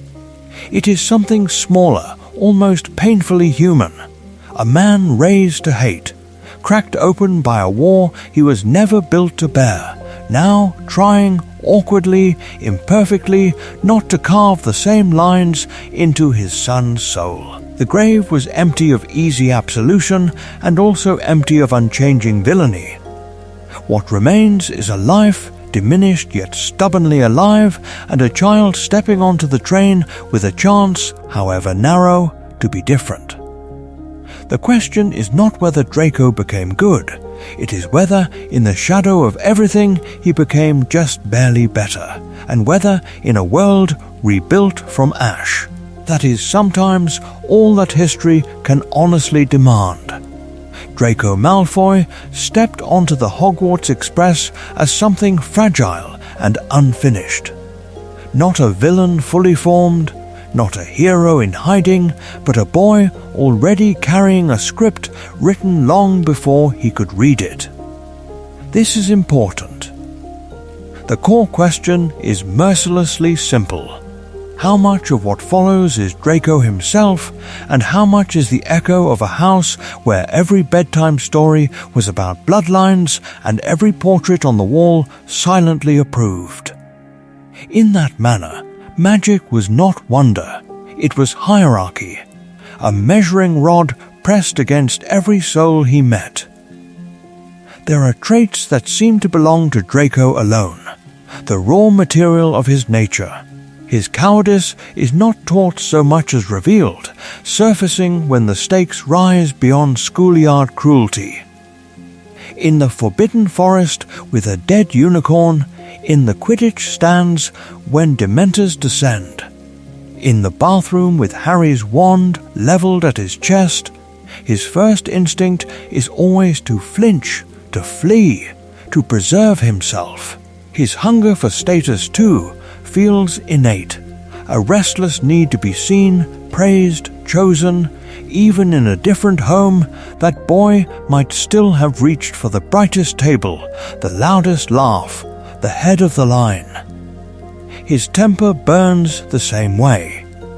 Quick, petty, disproportionate, he lashes out when slighted, not because Lucius commanded it in a written plan, but because something in him cannot bear humiliation. In another family, that volatility might have been softened, disciplined into courage, or channeled into fierce loyalty. Instead, it was sharpened. Around those raw traits, nurture built a cage. The language of blood purity is not a child's invention. It is a script. Draco repeats phrases that are too precise, too polished, to be his own filthy mudblood, the right sort, the sneering contempt for Weasleys as if poverty were a moral failing. He admires Voldemort because Lucius did, because every story at the table told him that the Dark Lord once promised order and rightful rule. The grave was empty of nuance in that house. There were pure bloods, and there were others, and the others were less. Here, comparison illuminates the pattern. Dudley Dursley, another spoiled only child, grows cruel under constant indulgence. His parents' contempt for Harry poured into him like water into a glass. When the Dementors come and the war brushes his doorstep, something shifts. A different environment, a different fear, and he stammers out awkward gratitude instead of another taunt. Sirius Black, raised in a house as poisoned as Malfoy Manor, walks the other way entirely, rejecting his family's creed so violently that he runs from his own surname. Not Dumbledore, who had preached choice as the measure of a man, could ignore these divergences. Draco stands between them. Not Sirius, blazing into rebellion. Not Dudley, easily softened by late kindness. Highly malleable, yet moulded early by one of the darkest subcultures in Wizarding Britain. He becomes the boy who cannot kill on the astronomy tower, but also cannot step away. Nature gives him fear and longing. Nurture hands him a wand and names to aim at. The story, then, is not of a monster or a martyr, but of a child whose shape was set before the war truly began. The question that remains is chilling. When the world offers you only poisoned mirrors, how do you ever learn what you might have been instead? When the mirrors are poisoned, one way to see the outline of a boy is to hold him beside others who stood in the same dim light. The grave was empty for more than James and Lily in this story. The wizarding world is full of empty graves, of lives that might have turned if a single hand had reached out at the right moment. Consider Regulus Black. Another pure blood heir. Another child raised beneath a family crest that worshipped old magic and older prejudice. He swore himself to Voldemort younger than Draco, believed the lies more completely, carved them into his skin. And yet, when he understood the truth of the Horcrux, he walked alone into a cave and did not walk out again. No audience, no applause. Only a house elf as witness, and the cold, black water closing over his head. This is important. Regulus does not stop being a black, he does not become a saint. He simply chooses, once at unbearable cost. Severus Snape is another pattern, another warning that nature and nurture are not the final script. A half-blood from a broken home, marked by poverty instead of silver spoons, he still walks into Slytherin and learns the same language of power and contempt. Yet Snape's story bends in a different direction, when love and remorse cut deeper than fear. He becomes a double agent whose every breath is a calculation, whose every lesson is a charm layered with replicas of cruelty to hide a quieter protection. Not Dumbledore, who had whole orders and networks. Not Hagrid, who had simple, honest loyalty. Snape has only secrecy, and still he finds a way to fight. And then, unexpectedly, there is Dudley Dursley, the Muggle echo of Draco's arc. A boy fed on indulgence instead of ideology, taught by his parents that he is the center of the world and that cruelty is a kind of sport. He too becomes a bully. He too laughs when someone smaller suffers. Yet when Dementors drag him to the edge of his own grave, when he feels his soul pulled thin and sees Harry stand between him and the dark, something in him shifts. Later, he leaves a cup of tea on the table. Later, he says, awkwardly but clearly, that Harry is not a waste of space. The environment changes, the story changes. What threads bind these three to Draco, and what breaks? All of them are shaped by their homes. All of them are buried, early, beneath the weight of other people's plans. But Regulus hears Creature's trembling account and is offered the knowledge that Voldemort's immortality is a lie. Snape hears a prophecy and is offered, by Dumbledore, a path of atonement that is terrible but real. Dudley meets magic not as a bedtime tale, but as a terror that exposes his own smallness, then is forced to live under the same roof as the cousin he once tormented. Who offers Draco anything comparable? Not Dumbledore, who had years to see the fear behind the sneer and chose strategic distance. Not Sirius, who had his own ghosts and no time. Not Hagrid, who had his hands full keeping one orphan boy alive. Draco is given tasks, not choices, threats, not visions of another life. His hesitation on the astronomy tower, his failure to name Harry at Malfoy Manor, they are flickers of a conscience that never quite finds a mentor, never quite reaches the decisive edge where Regulus, Snape, and even Dudley pivot. The question that hangs over him is stark. Was he unwilling to turn, or was he always one step short of a door that never opened? The door that never opened for Draco had a name. Lucius Malfoy built it, locked it, and then called it love. In public, Lucius moved through the wizarding world like a man carved from old magic and older money. The cane, the immaculate robes, the measured disdain. He donated to the ministry, sat on influential boards, spoke of tradition and stability with the calm certainty of a patriarch whose family name had never once trembled. This is important, because behind that polished veneer, he was quietly bankrolling chaos, cursed artifacts slipped into schoolbooks, gold funneled to Death Eaters, influence traded in dim corridors where no howler could ever reach. The grave was empty in another sense for Draco. There was no neutral ground in his childhood, no space where he was simply a boy. Lucius did not raise a son, he curated an heir, a living replica of his own ambitions. He boasted about Draco's sorting into Slytherin as if the hat had placed the Malfoy crest itself on the boy's head. He reminded him, again and again, that Malfoys did not cry, did not doubt, did not befriend the wrong sort of people. Every sign of softness was met with a cutting remark. Every independent thought was treated as a flaw in the family's carefully constructed plan.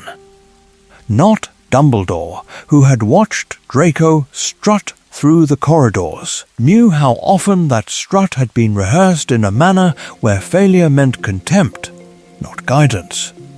Not Hagrid, who had seen the sneering boy on the Hogwarts Express, knew that those words about the right sort were quotations, not inventions. Draco's cruelty was an inheritance, rehearsed over dinner, reinforced by stories in which Muggle-borns were monsters and Voldemort a misunderstood visionary. Then Lucius fell. Azkaban, the loss of his wand. The public disgrace after the Department of Mysteries when his mask was torn away and the respectable patriarch was revealed as a common servant of a resurrected tyrant. Voldemort's contempt was not subtle. He used Malfoy Manor as a throne room, mocked Lucius's failures, took his wand, his status, his certainty. And with every humiliation, the pressure on Draco tightened. Restore the family's honor. Succeed where your father failed. Stand where he fell. This is important because Lucius's response to ruin was not repentance, it was escalation. The man who had once embraced Voldemort for power now offered his only child as collateral. Draco's mission to kill Dumbledore is not just Voldemort's cruelty, it is Lucius's signature on a contract written in his son's fear. The tragic irony is stark. Lucius had sought a world where Malfoys ruled unchallenged. Instead, he lived to see his house turned into a prison and his son into a trembling emissary of another man's will. Draco still makes choices. He hesitates. He lies at Malfoy Manor. He lowers his wand, but the cage is already built. A childhood of indoctrination. A name welded to a cause. A father who mistook control for protection and obedience for love. The question that follows is inevitable. When the architect of your prison is also the man who tucked you into bed, how do you even begin to imagine escape? The architect of Draco's prison is obvious. Lucius is marble and menace, the visible tyrant. But the walls are not only his. They are papered in silk and quiet and the cool hand of a mother who never quite says no. Narcissa Malfoy moves like a secret, elegant, composed, her voice rarely raised, her cruelty, when it appears, distilled rather than flamboyant. She is less theatrical than Lucius, less eager to parade power, but no less woven into the grave tapestry of pure blood society. The guests at her table are Death Eaters. The stories told in her drawing room are of old families and proper magic. Draco grows up in a house where house elves bow and flinch, where the word mudblood is not an insult but a category. This is important. She is not Bellatrix, laughing as she kills. She is not Lucius, boasting in Diagon Alley. Her prejudice is ice, not fire, a settled conviction, not a performance. When she walks through the ruined drawing room in Half-Blood Prince, when she kneels before Snape to beg for the unbreakable vow, the viewer can feel it. Fear has entered a life that believed itself insulated by lineage and wealth. The plan that once seemed so secure has failed. The Dark Lord is in her home. And then, the forest. The moment that rewrites her story. She stands over Harry's body, feels the faint stir of breath, and makes a decision that no one else in that circle makes. She lies to Voldemort. Not Dumbledore, who had built his war on calculated sacrifice. Not Hagrid, who had carried Harry from the wreckage, believing the boy's parents were dead. Not Sirius, who had sworn Godfather's protection and lost his chance. It is Narcissa, cold, proud Narcissa, who risks immediate death to ask a single question: is Draco alive? Her love is real. It is vast. It is the one force in that clearing that Voldemort does not fully understand. She trades the truth for the possibility of her son's heartbeat, turns Harry into a living replica of a corpse so that she can walk back into the castle and search. The grave was empty, and she chose to keep it that way. Yet there is a paradox at the center of that choice. The same mother who will defy the Dark Lord to save Draco is the mother who raised him inside the ideology that put the mark on his arm. She does not appear to question the stories of blood purity, does not pull him aside before Hogwarts to whisper that Muggle-borns are human, that house elves are people, that the Dark Lord is wrong. Her protection is almost entirely physical, almost entirely about keeping him alive within the existing system rather than leading him out of it. Did she ever offer him another world? We never see it. We see her shielding, pleading, maneuvering, but not dismantling the beliefs that make him a willing recruit at 16. Lily was a charms prodigy, but Narcissa's magic is social, wards of status, alliances, careful deference. Without moral courage, that magic becomes another prison. In the end, Narcissa proves that love can throw itself in front of a curse and still leave the mind untouched. She shields Draco's body, but the legacy in his head remains almost intact. The question that lingers is unsettling. What happens to a boy whose mother will do anything to keep him breathing, except teach him how to live differently? To answer that, we have to watch Draco on the edge of murder.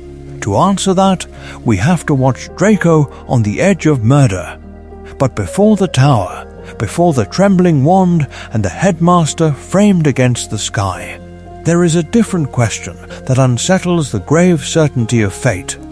What if Draco Malfoy had been born in the Burrow instead of Malfoy Manor? The grave was empty. not of bodies, but of inevitability. This is important. The story the wizarding world tells about Draco is that blood made him what he was, Malfoy by name, Malfoy by nature. Yet blood is only the ink. Parents decide what is written with it. Lucius and Narcissa raised their son in rooms lined with portraits that sneered at Muggle-borns, with a house elf who was a living warning of what happened to those beneath them. Status was the air, fear was the food. Every charm Draco learned was also a lesson in hierarchy. He knew, long before Hogwarts, which names were proper, which families were tainted, which children would be safe to torment because the world would nod along. Now imagine the same boy, with the same pale hair and quick, hungry eyes, sitting at the Weasleys' kitchen table. The plates do not match. The jumpers itch. The magic is sometimes chaotic and frequently embarrassing. But the rules are different. Ron is told to share. Ginny is told she can play. Fred and George are punished when their jokes draw blood instead of laughter. Arthur comes home late not from meetings with the minister, but from asking Muggles how batteries work and meaning it as reverence, not mockery. In that house, Draco's craving for approval would not vanish. It would simply have a different shape. He would still compete, still boast, still want to be the brightest wand in the room. Pride does not dissolve in warmth. It is redirected. A Weasley Draco might measure himself not by how many people he can humiliate, but by how many siblings he can outfly, how many injustices he can loudly denounce at the dinner table while his mother stirs the stew and pretends not to smile. Pattern interrupt. Andromeda tonks. The black sister who walked away. She is the proof inside the same family tree that blood supremacy is not destiny but curriculum. Place Draco in her quiet house among Muggle photographs and a metamorph Megas who turns her hair bubblegum pink to make sad children laugh. The same insecurity that once drove him to sneer could drive him to overperform kindness, to prove he belongs in a home that chose love over lineage. His innate traits do not evaporate. Ambition remains. So does the brittle edge of someone who fears being insignificant. But ambition can become the desire to be an aura who changes corrupt laws, not a Death Eater who enforces them. Competitiveness can remain sharp without drawing blood. The magic is the same. The target is different.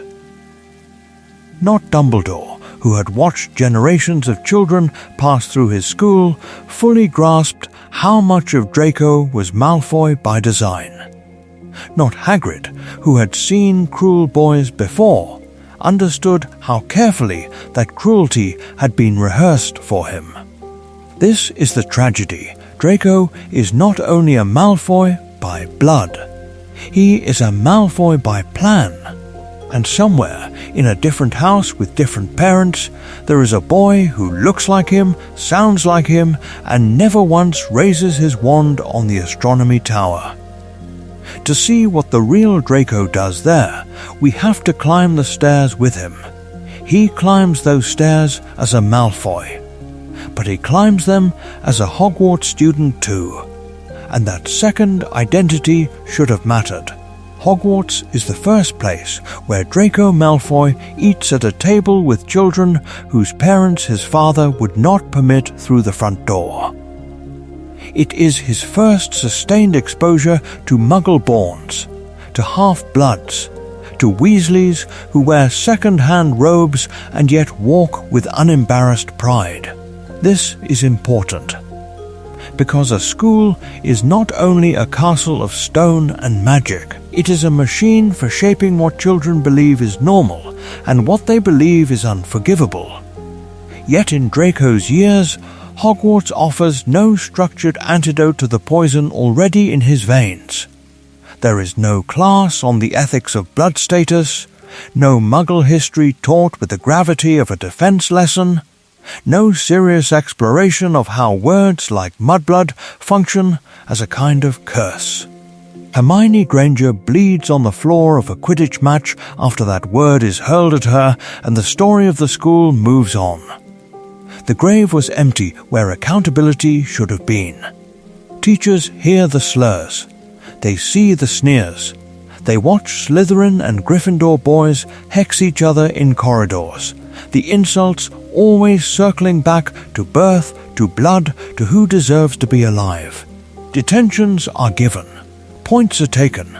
But there is no visible counseling, no mediation, no attempt to dismantle the ideology underneath the bullying. Not Dumbledore, who had once sat with Tom Riddle in an orphanage and spoken to him about the uses of power, sits with Draco to ask why he needs so badly to feel superior. Not Hagrid, who had cradled a half-giant heart inside a body despised by bigots, is ever shown taking a boy like Draco into the forest and saying, "Look, the world is larger than your father's drawing room." Instead, the house system hardens around him like a charm gone rigid. Slytherin becomes a green-lit silo, a narrow corridor of approval where his prejudices are not challenged but echoed back as applause. He can pass 7 years without forming a single deep, unguarded friendship with a Muggle-born student.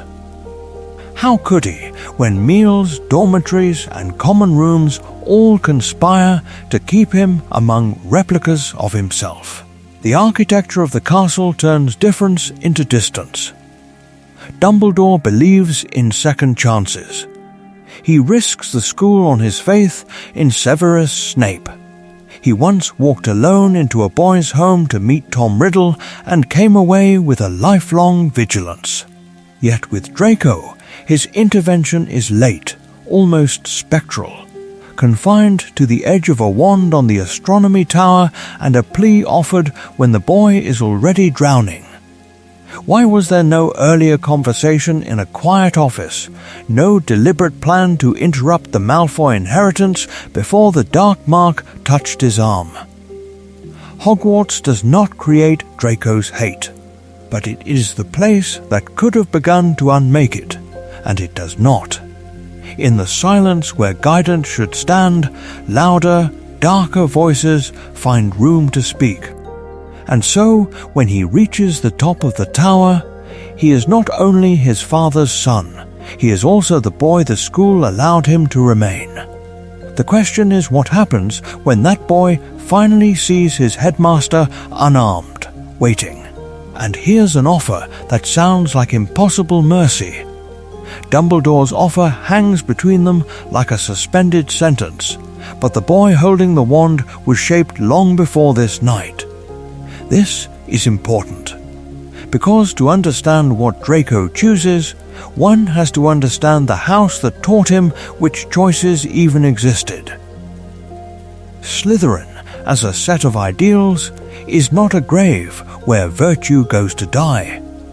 Ambition, cunning, resourcefulness, these are neutral instruments, like a wand or a charm, capable of carving a path through darkness or toward it. They become dangerous when they are bound to a story that says some blood is worth more than others, when they are fed on fear, flattery, and the quiet certainty that power is the only real protection. In that atmosphere, ambition does not ask what is right. It only asks what is safe. Over decades, the house's reputation has become its own kind of spell. Families who already worship purity and influence whisper that Slytherin is the only respectable destination. Families who distrust that culture steer their children elsewhere if they can. The result is a self-reinforcing circle, a dormitory full of children who have heard the same bedtime tales about Muggle-borns, the same murmured praise of the Dark Lord's first rise. Draco does not walk into a neutral common room. he walks into a room that already knew his name and his parents and the plan they had for him. Not Dumbledore, who had once worn Slytherin's locket around his neck but left the house untouched. Not Hagrid, who had muttered about no witch or wizard who went bad who wasn't in Slytherin within earshot of first years. The adults of the school allow the stereotype to stand, and the stereotype becomes culture. Children like Draco look around, see only mirrors of their own upbringing, and mistake reflection for truth. And yet, the house is not a monolith. Horace Slughorn collects famous names like replicas on a shelf, polished and admired, yet beneath the vanity there is genuine affection, a willingness to risk himself for the students he has claimed. Severus Snape moves through the dungeons as a spectre of cruelty, but his final allegiance is to a promise that costs him everything. Even unnamed Slytherins in the Second War simply do not answer the call, slipping away from recruitment with excuses and silence rather than oaths. The grave was empty of open defiance, but not entirely empty of resistance. Draco's Slytherin, however, is not Salazar's abstract design. It is Slytherin at the precise cultural moment of Voldemort's return, when the common room becomes a whispering chamber and the house table a quiet recruiting ground. The mark on his aunt's arm is discussed like destiny. The Dark Lord is not a historical warning. He is alive, listening, judging who will serve. In such a place, what honourable path exists for a boy who has been taught that honour itself is obedience? This is important because blaming the serpent on the banner is easier than facing the wider truth. The real villain is the culture that takes ambitious, frightened children and offers them only two futures: power in darkness or ruin. On the tower, Dumbledore offers a third. But what does a boy do with a door he has never been told is real? On the tower, the door stays closed. In the Great Hall, another opens. The Sorting Hat lowers over a pale, pointed face, and for one suspended instant, Draco Malfoy is not yet a Slytherin prince. He is simply a boy with his father's orders in his ears and something smaller, quieter, moving underneath. The hat feels it. Ambition, yes, and pride like polished marble, but also a sharp, restless intelligence and a brittle hunger to be seen for himself. This is important. In canon, it leans into the serpent and the story hardens around him. But imagine the hat hesitating, as it once hesitated with Harry, weighing not only what Draco is, but what he might become if the room around him were different. Plenty of wit, plenty of fear. A talent for survival, it thinks, in a voice only he can hear. Ravenclaw, or perhaps, if you were forced to learn a different kind of courage, Gryffindor. Draco stiffens. Gryffindor is a grave word in Malfoy Manor, a threat, not a future. Yet the hat is old, older than Lucius, older than the war. It does not care whose son he is. It cares about what the castle might make of him. Place him in Ravenclaw, and the change is immediate and merciless. No instant deference, no inherited throne at the Slytherin table, only the cool appraisal of students who measure worth in essays and experiments instead of bloodlines. Hermione's intellect becomes less an enemy and more an unavoidable standard. She is no longer the mudblood across the hall. But the girl whose arithmancy proofs are posted on the common room board. Status shifts. The highest currency is understanding the magic itself, not owning the books that describe it. Strip Draco of his automatic prestige, and he must earn respect through merit rather than lineage. His sneers land differently when nobody is impressed by the Malfoy name, when a quiet girl from a half-blood family corrects his Latin and the room nods with her. The grave was empty where his certainty used to lie. In its place, something unnervingly like doubt begins to live. Or send him to Gryffindor, and the conflict turns outward and violent. He would clash with Ron's blunt loyalty, with Hermione's moral precision, with Neville's quiet, stubborn courage that refuses to yield even when it shakes. He would test every boundary of the house that has taken him in against its own instincts. Not Hagrid, who had brought Harry into this world of wands and house tables, but Neville, fumbling and afraid, becomes the mirror Draco cannot quite look away from. A boy told he is less, who chooses, again and again, to stand anyway. He would fight it. Of course he would. The insults would not vanish, they would sharpen, thrown like curses meant to reassert an order he understands. Yet day after day, he would sit beneath banners that praise bravery over purity, watch teachers reward risk taken for others instead of power seized for self.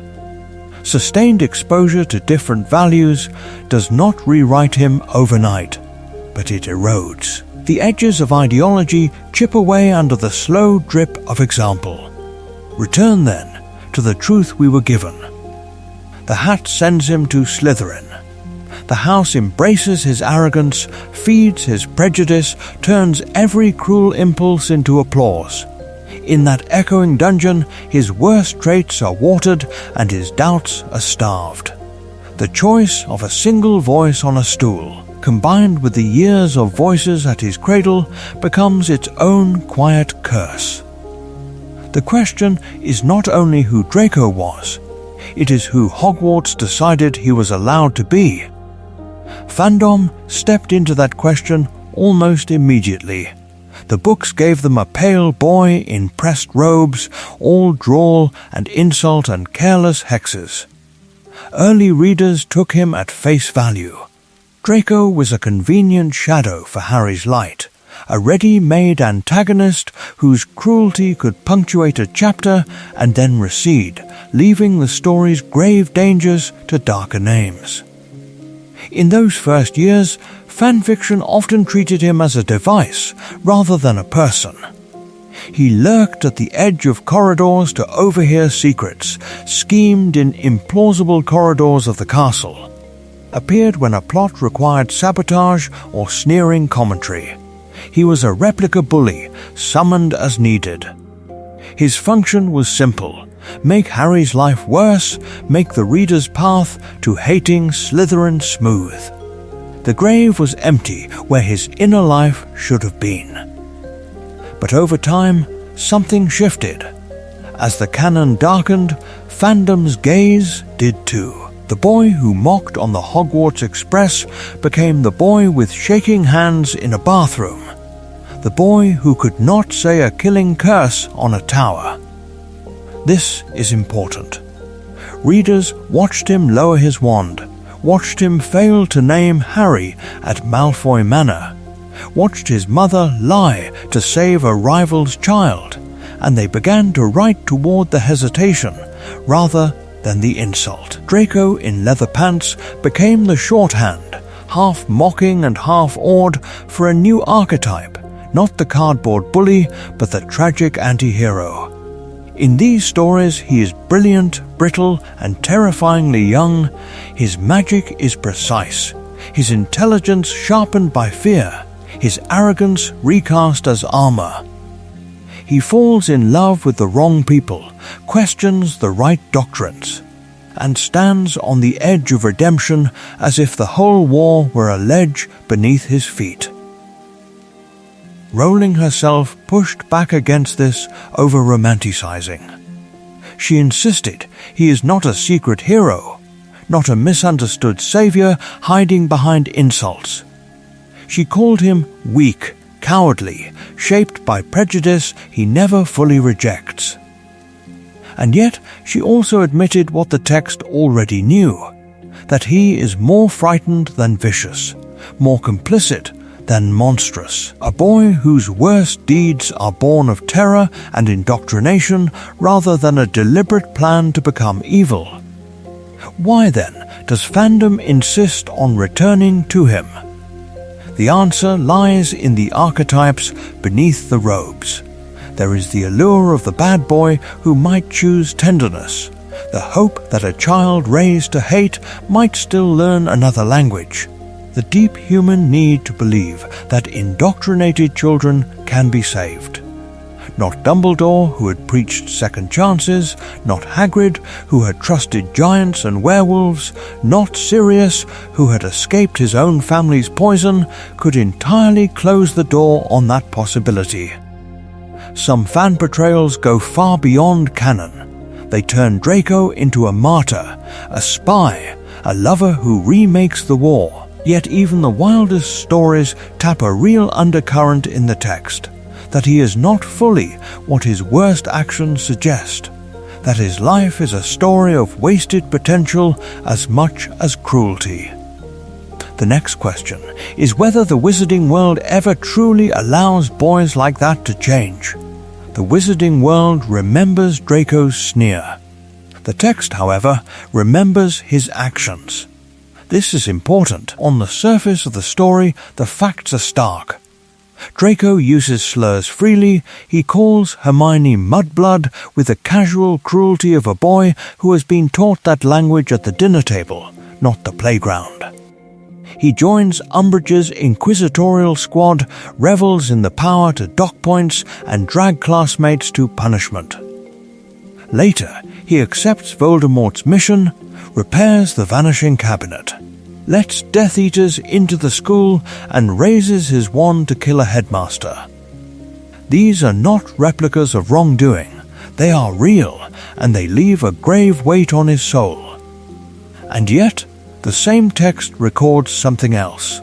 On the astronomy tower, Draco cannot say the words.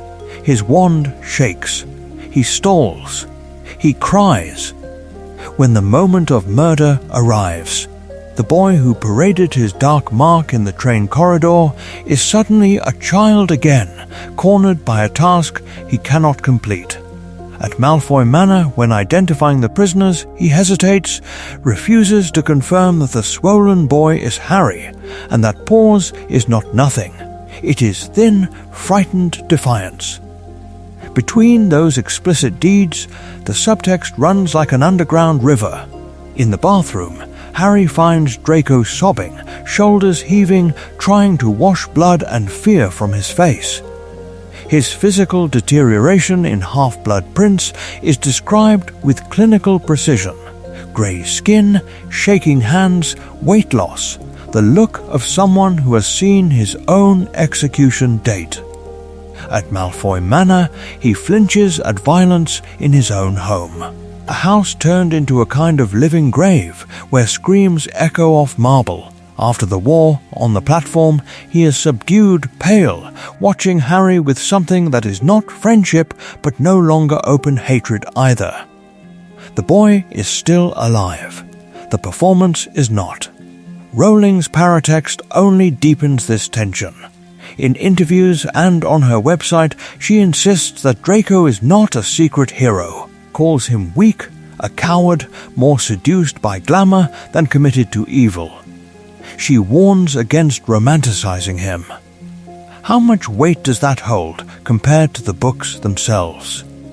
The truth is that paratext is like a commentary written in the margin of an old spellbook, illuminating, suggestive, but not binding on the magic already inked on the page. Complicating everything is perspective. The grave was empty of Draco's thoughts because we almost never leave Harry's mind. Not Dumbledore, who had trained himself to see beneath surfaces. Not Hagrid, who had known other lost boys. Not Sirius, who had once been a dark family's disappointed son. None of them narrate Draco. We see him across a corridor at the far end of a wand through the eyes of a boy he mocks. So what can be claimed? Not a full redemption arc. The charm of easy absolution is not cast here. But the text allows, even invites, a reading of Draco as a morally compromised, terrified adolescent shaped by a house, a war, and a father whose shadow fell across every choice. The question that remains is whether any world built on blood and fear would ever let him become anything else, and what it costs Harry if he tries to find out. There is a moment on the astronomy tower where the entire moral architecture of Draco Malfoy hangs by a thread. The wind is screaming. Dumbledore is disarmed. A boy stands with a wand and a choice that will stain or save the rest of his life. This is important. Canon holds that breath and never quite exhales. So imagine, for a pattern break, that the breath goes differently. Imagine Draco speaks the words. Not a choked, abortive start, but the full, terrible syllables of the killing curse, green light blooming before Snape ever reaches the top of the stairs. Dumbledore falls. The greatest living defender of Hogwarts dies not by a Death Eater general, but by a 16-year-old whose hand finally stops shaking. Everything after that is altered. Draco is no longer the coerced child pressed into an impossible task. He is the one who completed it. The grave was empty of ambiguity. Not Dumbledore, who had always believed there was something salvageable in almost every soul he met, including this boy's. Not Hagrid, who had once dragged Draco and Harry back from the Forbidden Forest like quarrelling puppies rather than enemies in a war. Not Sirius, who had died believing that children could still be pulled back from the edge his own family had leapt over. In this version, Draco steps over that edge and does not look down. The reader's perception hardens with the spell. The hesitant pawn becomes an active murderer. There is no longer a question of whether he would have done it if given more time. He has done it, and the story must now treat him as a killer whose fear did not prevent the worst, but merely delayed it. Any later refusal at Malfoy Manor, any tremor of conscience, would be read against the grave fact that when it mattered most, he chose death. Now reverse the charm. Same tower, same night, same wand. But this time the pattern breaks the other way. Draco lowers his arm. Not a half gesture interrupted by Death Eaters, but a deliberate refusal that cuts through the dark mark above the castle like a counterspell. He says aloud that he will not kill. He accepts Dumbledore's offer of protection, not in private, but in front of the watching replicas of his parents' ideology, the hooded figures who believed they already knew the end of his story. In that instant, he becomes something closer to Regulus, a late-blooming traitor to the grave he was born into, a boy who turns against the plan that raised him. The series would be forced to follow him into exile, into trial, into the slow, grinding work of atonement. Redemption would not be a quiet epilogue implication, but a central question. What does it cost the wizarding world to forgive a Malfoy who publicly chose mercy over murder? But canon chooses neither line. Draco does not speak the curse. He does not renounce the Dark Lord. He stalls, trembles, lowers his wand, but never quite enough, and lets Snape decide the ending. He remains suspended between murderer and martyr, between grave sin and possible grace. The magic of that hesitation is cruel. It leaves him alive, but it leaves the truth of him unresolved. Hesitation demands an answer. What breaks a curse before it is spoken? What unteaches a lesson carved into a child long before he can name it? Developmental psychology offers a grave kind of clarity. Children build their first sense of right and wrong not from abstract principles, but from the faces that feed them, soothe them, punish them. Authority, peers, and patterns of reward and pain become the early scaffolding of morality. A child learns again and again that some acts bring warmth and approval, others bring coldness and fear. This is important. Before a child can define justice, he has already learned whose anger is lethal and whose love must never be risked.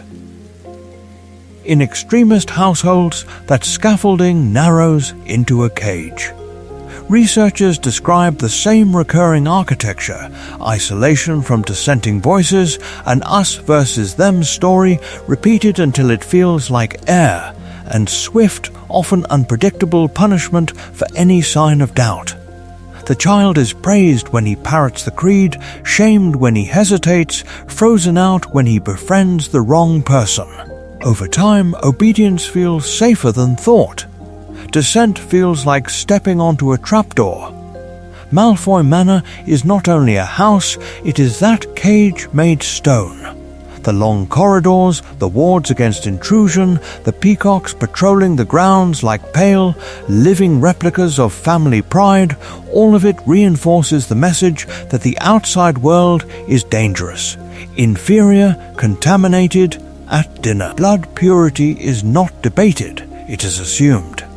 House elves are not people, they are background magic, punished when they forget their place. Lucius's approval is a conditional charm that can be withdrawn with a glance.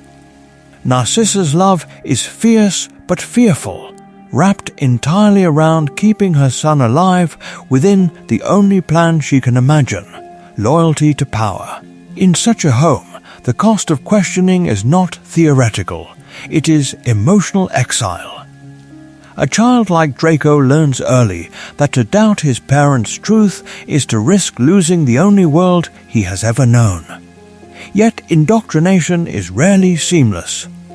Studies of children raised in violent sects, supremacist groups, or apocalyptic cults show a recurring fracture point: cognitive dissonance. The moment when lived experience refuses to match the inherited script. The grave was empty, the prophet was wrong, the enemy was kind.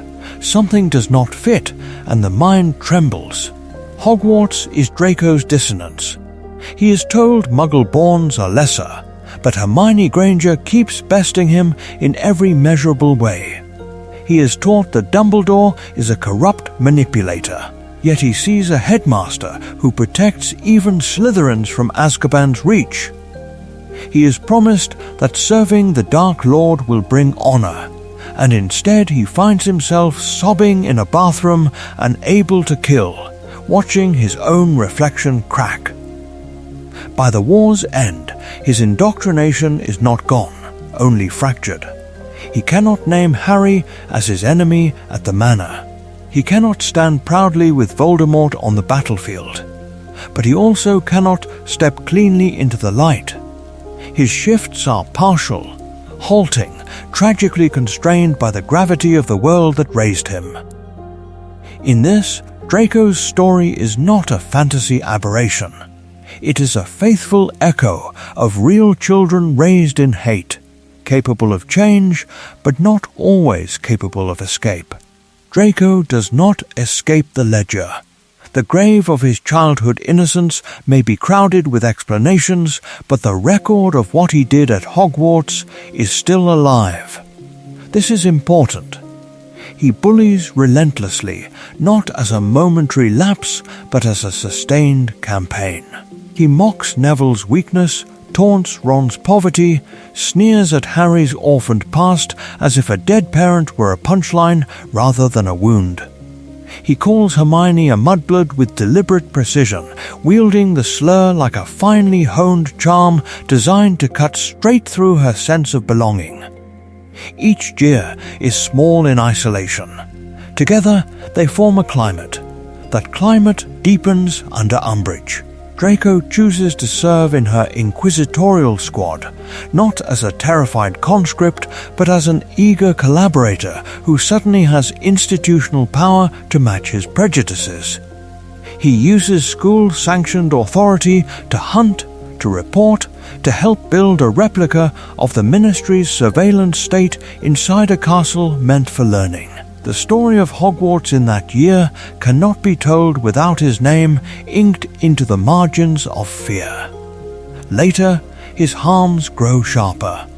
He spends an entire year in Half-Blood Prince, working to breach the castle, repairing the vanishing cabinet, coordinating with Death Eaters, turning a place of refuge into a doorway for murder. He cannot bring himself to kill Dumbledore, but he still opens the way for others to do what he will not. At Malfoy Manor, he does not raise his wand to torture. Yet, he does not open the door to let the prisoners flee either. His hesitation saves Harry once when he fails to identify him. His inaction leaves others in the dark cellar beneath his feet. All of this emerges from a house steeped in hate, from parents who taught him that blood determined worth and that cruelty was simply the natural order of things. But explanation is not erasure. His victims still flinch. The scars on their memories do not fade because the boy who caused them was conditioned. The magic that shaped him does not undo the magic of harm. So, where does responsibility begin? He is not Voldemort, architect of genocide. He is not a very young child with no agency, repeating words he does not understand. He sits in the grey space between, less culpable than a fully informed adult believer, more culpable than the children he helps terrorize. Diminished responsibility is not the same as no responsibility at all. After the war, true accountability would have layers. Legal scrutiny of his role in the cabinet, in the manor, in Umbridge's regime. Social consequences in a world that now knows what the Malfoy name funded and enabled. And beneath those public reckonings, a private obligation to stop hiding behind his parents' plan, to look directly at the truth of what he chose and to begin the long, unglamorous work of repair. He is not a monster beyond reach. He is not an innocent boy swept helplessly along.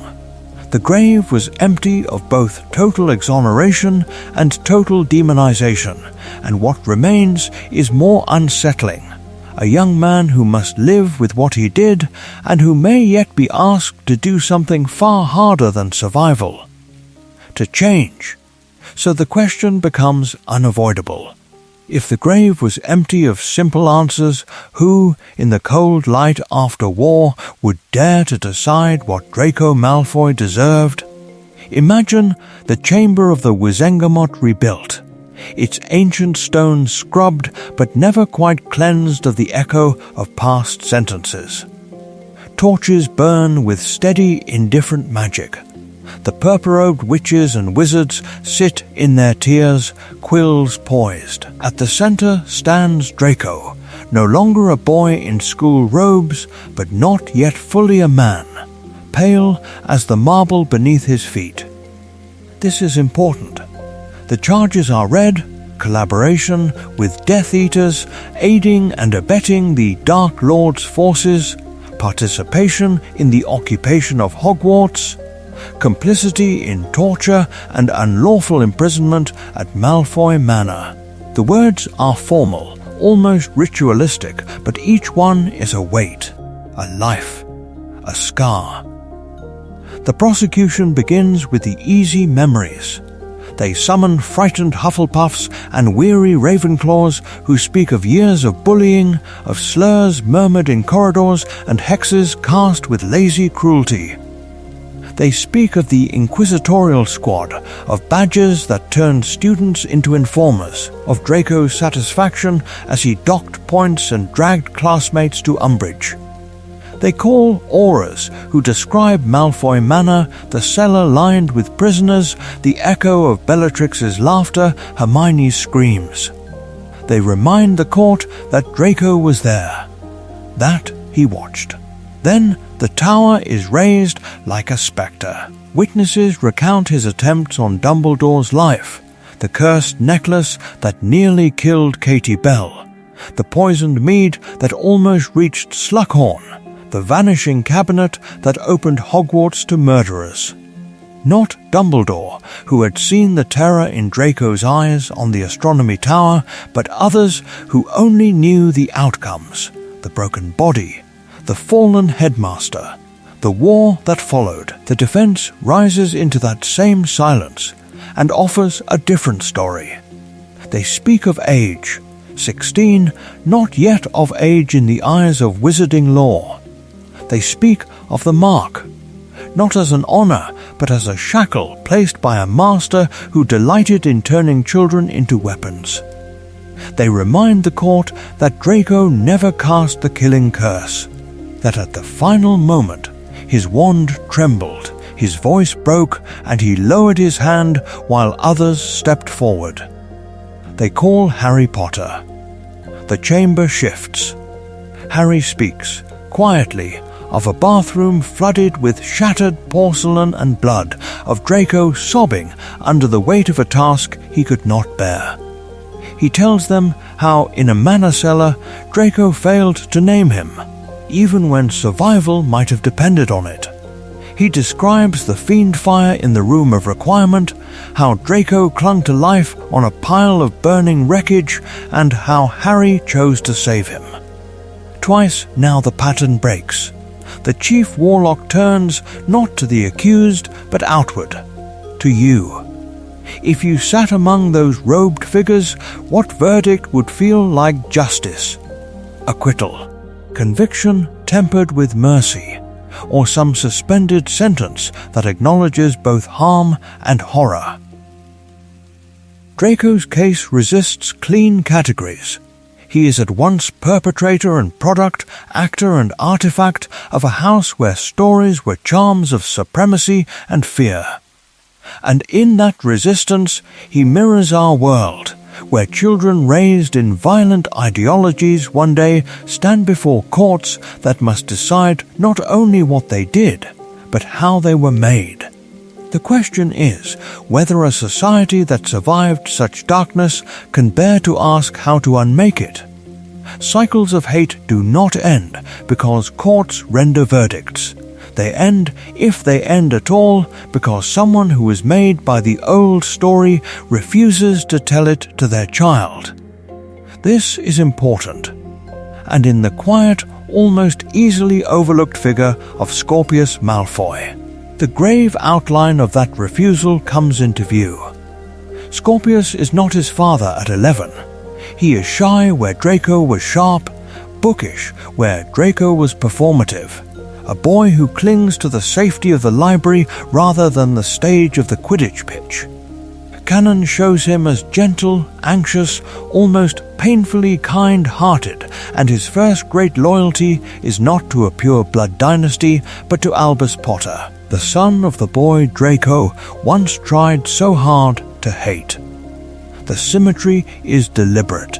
The magic of that friendship is not spectacular, it is small, stubborn, and real. That friendship is a fracture line in the Malfoy legacy. Draco was raised on stories in which Potters were enemies and Muggle-borns were a contamination of the blood. Scorpius, by contrast, reaches instinctively for the child of his father's old rival and holds on even when the school turns on them both. One does not befriend a Potter, endure whispers, and accept social exile if one has been saturated since infancy in the same supremacist charm work that shaped Lucius's house. The boy himself is evidence that the story at the Malfoy dinner table changed, and yet the grave weight of the name does not vanish. Scorpius walks into Hogwarts under a cloud of rumor, accused in corridor murmurs of being Voldemort's son, his very existence treated as a dark replica of a war that should be over. He is punished for a bloodline he did not choose, for a history he only half understands. Draco, who once wore his surname like armor, now watches his child flinch beneath it. How does a man who was taught to be proud of his house teach his son to survive its stain instead? Not Dumbledore, who had offered second chances from a position of almost impersonal wisdom. Not Hagrid, who had loved Harry with a simple, unburdened devotion. Draco must counsel Scorpius without either of those luxuries. He knows, with a clarity that must feel like a curse, that some of the judgment his son endures is the echo of his own choices on the astronomy tower, in the corridors of power, in the drawing room where he stood silent while others screamed. The conflict is surgical. He wants to shield Scorpius from a world that will always see the dark mark before the man, while also knowing that the world is not wrong to remember. The grave was empty for Harry's parents in another story. For Scorpius, the grave of the past is overcrowded, and his father cannot pretend otherwise. And so Draco does the smallest, hardest thing. He does not make his son into a weapon. He does not lace bedtime stories with contempt. He allows gentleness to live. Scorpius's softness, his refusal to hate on command, is not an accident of temperament. It is a quiet, crucial act of resistance transmitted across a breakfast table instead of a battlefield. A decision that says, the cycle that made me will not fully make you. He is not a hero, but he has altered the inheritance of harm.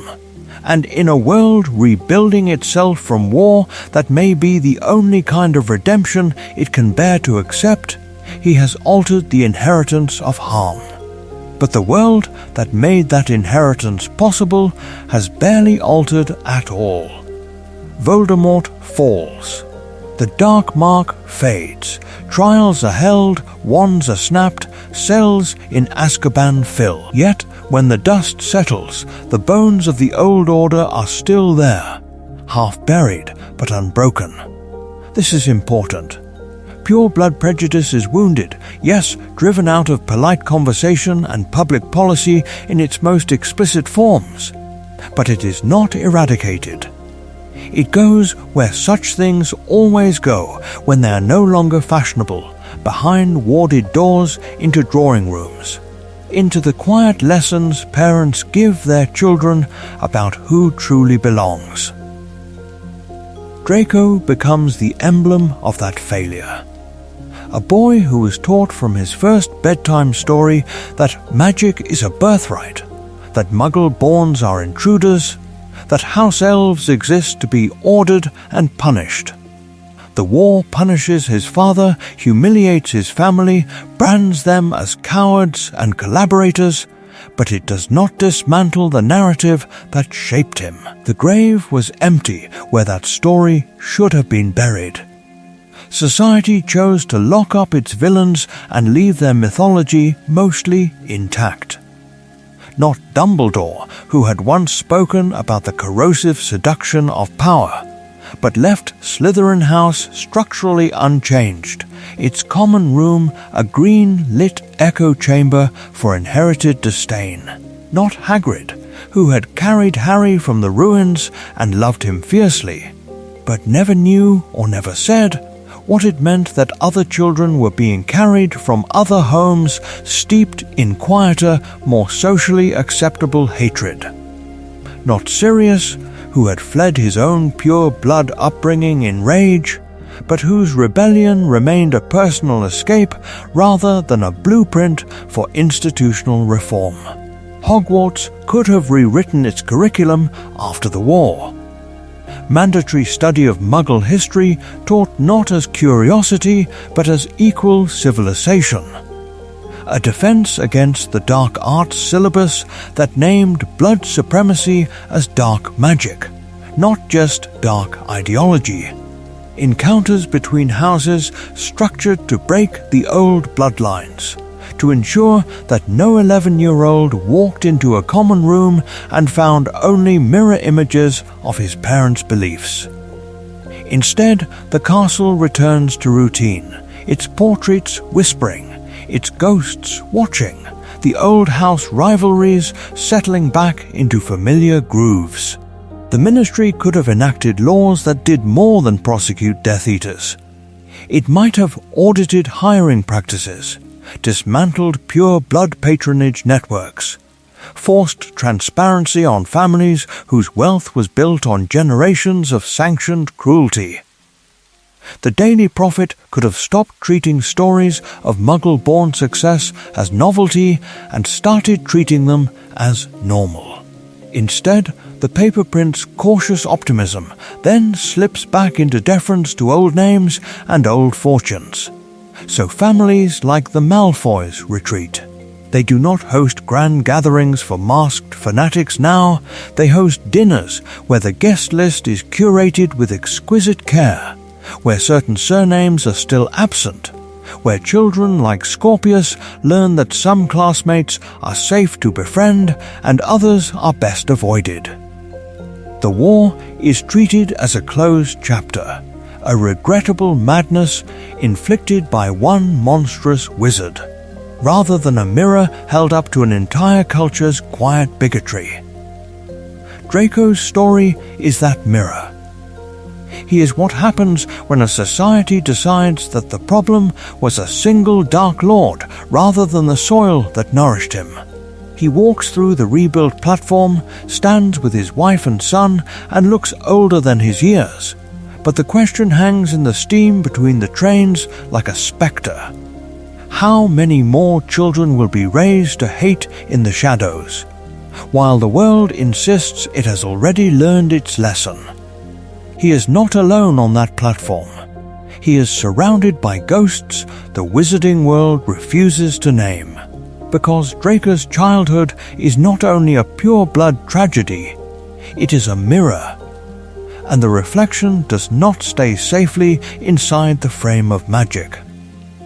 In another country, another decade, there is a child whose bedtime stories are not about broomsticks and Quidditch, but about borders and enemies. A father explains that some neighbors are dirty, dangerous, less than human. A mother nods along, not because she is monstrous, but because she is afraid of what will happen if she questions the story. This is important.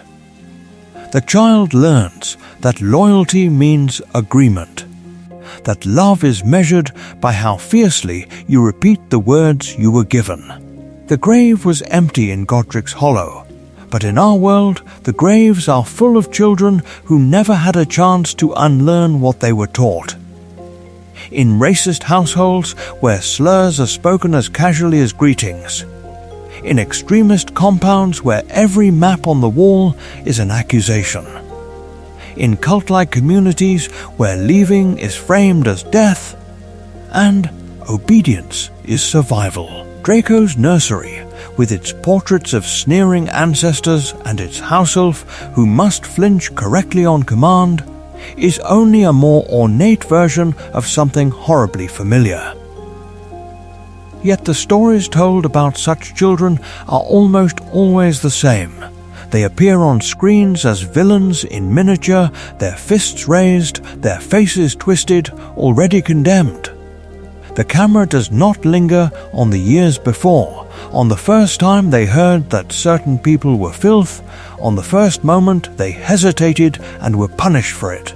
It is easier to pretend they were born that way.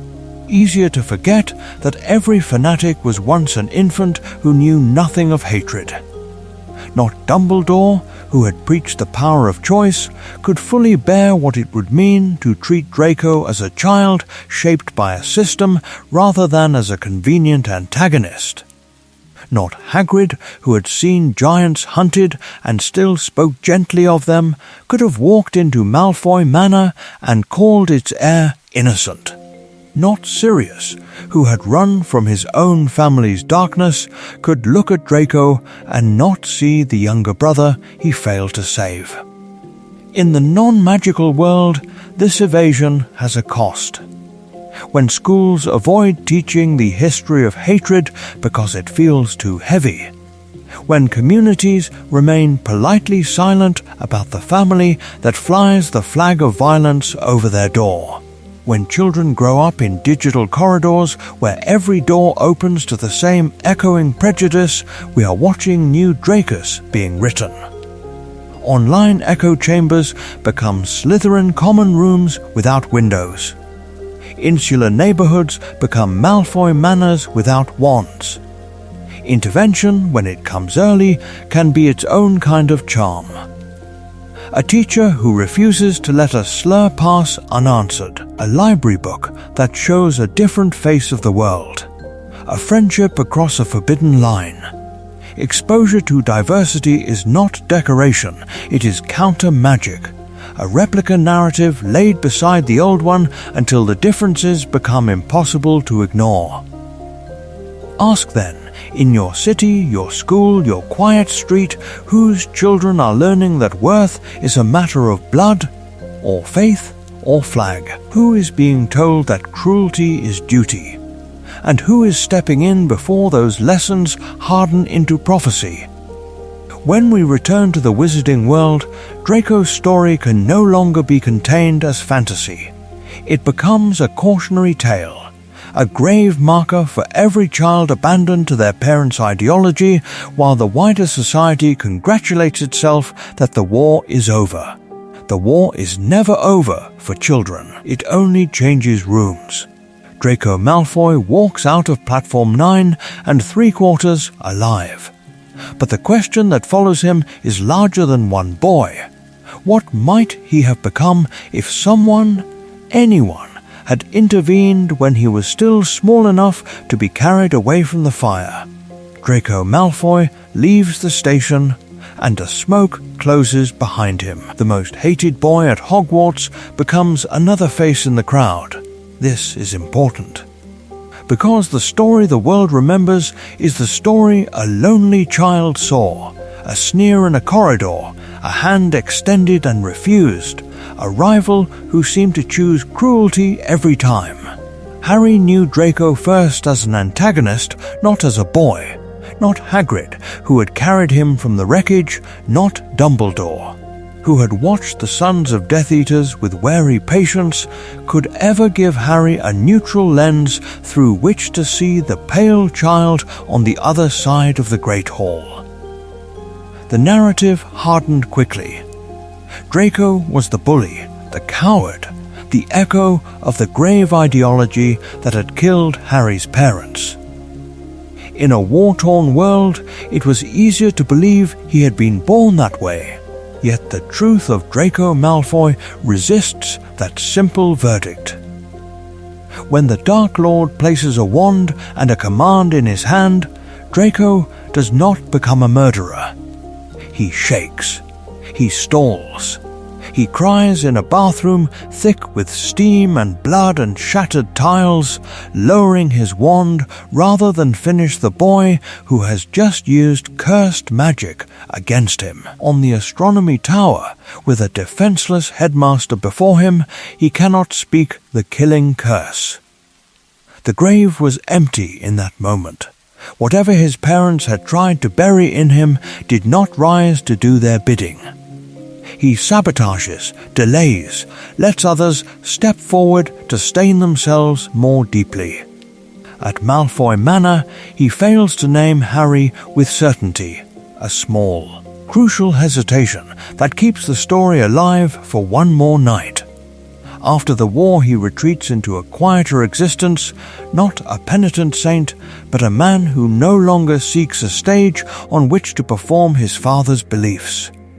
Weakness, yes, but not the cold, deliberate evil of Voldemort, who would have killed a child without a tremor. And still, the harms remain.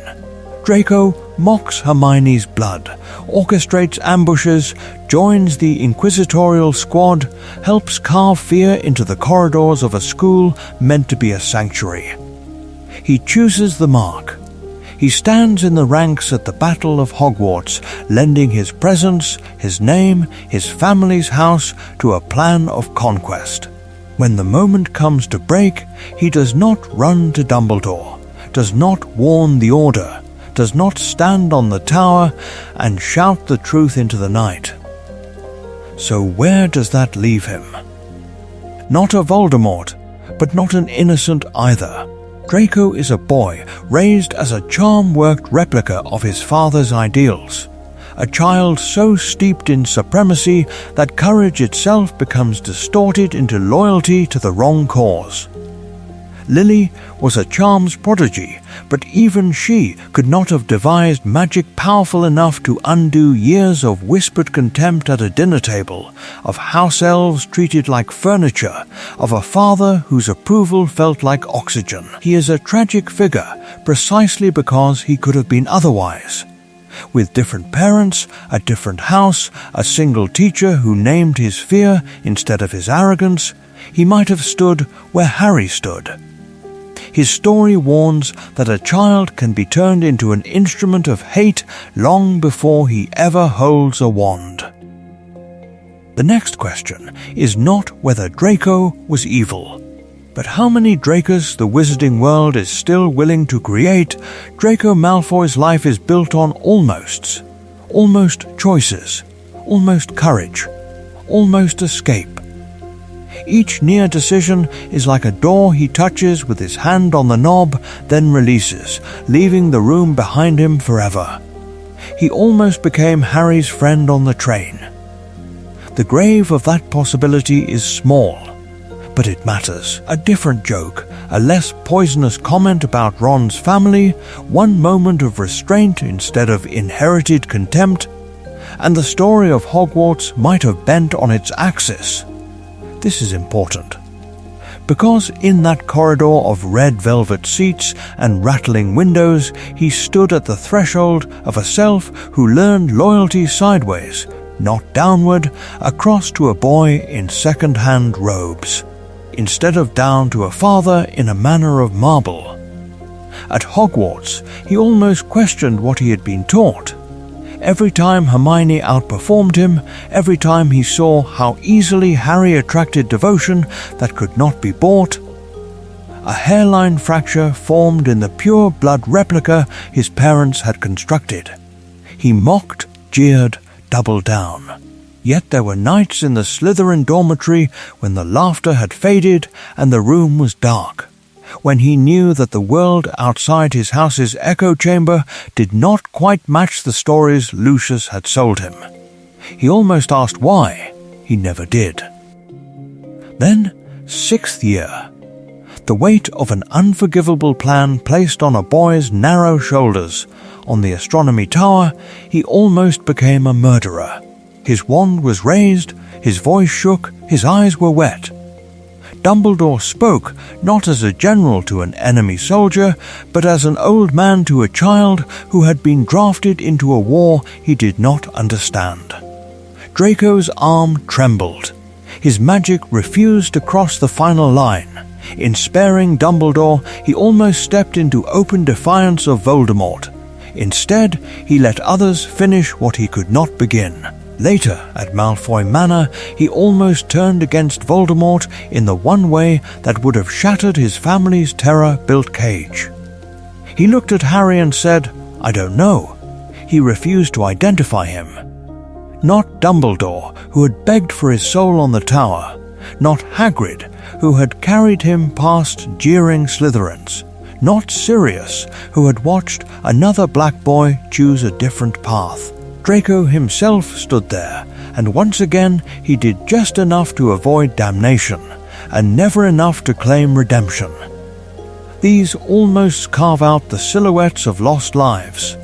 Draco the friend, Draco the reformer, Draco the martyr who might have died on that tower instead of lowering his wand, Draco the hero who might have dragged Harry out of that drawing room and ended the war a year early. None of them came fully alive. The grave was empty. He grows older with those ghosts. A man in middle age who knew, even if he never says it aloud, that he stood at the edge of multiple roads and always stepped back. This is why he is both infuriating and heartbreaking.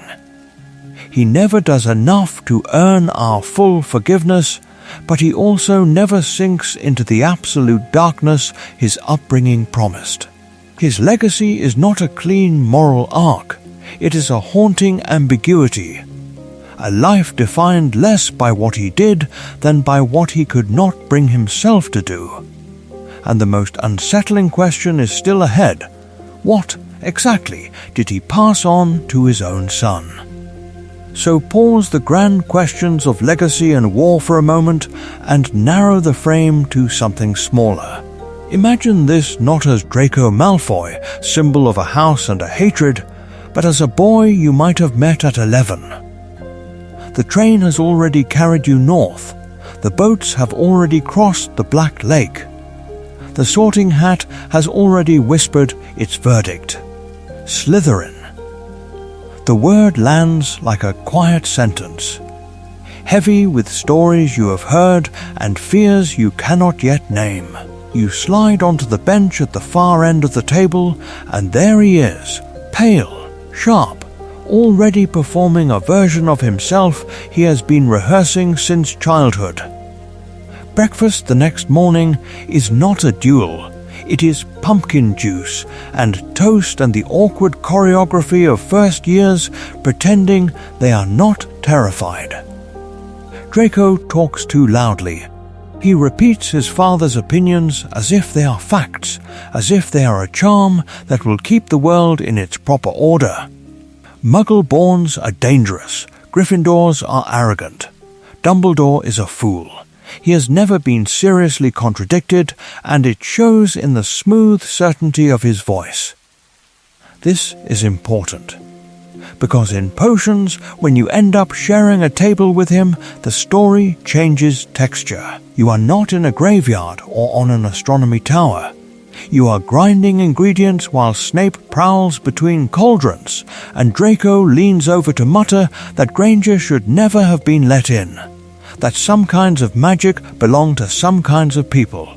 He expects you to agree.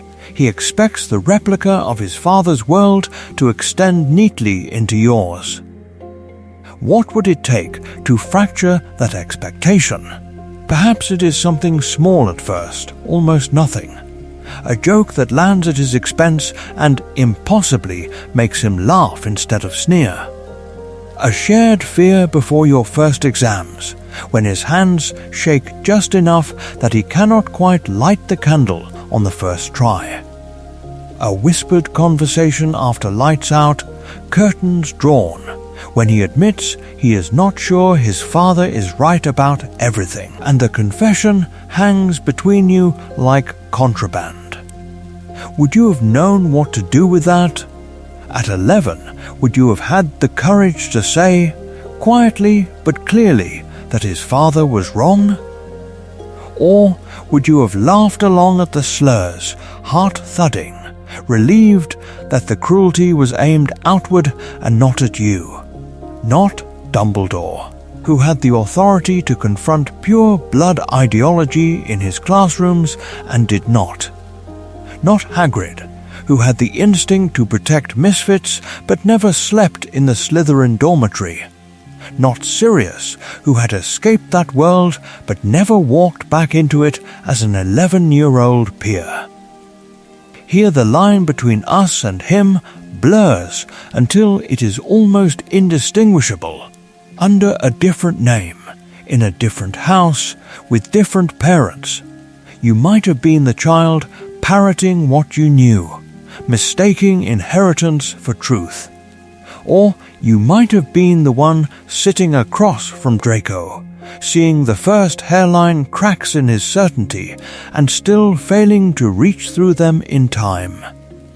The grave was empty of simple answers. The question that remains is not only who Draco was, but who we might have been, seated beside him in the dark. The grave was empty of monsters. It was crowded with children of war. Draco Malfoy was one of them. Born in the cooling ashes of the first conflict, he grew up in a house that never stopped talking about battles he had not seen, the glory of the Dark Lord before his fall, the humiliation of pure blood families forced to pretend they had not once knelt. His childhood was not neutral ground, it was a war memorial with the names carved wrong. This is important. He came of age as the second storm gathered. By the time he stepped onto the Hogwarts Express, the next war was already humming in the walls, in the Daily Prophet headlines, in the way Lucius's hand tightened on his shoulder at King's Cross. The boy who sneered on the train was not improvising a personality, he was reciting a script written before he was born.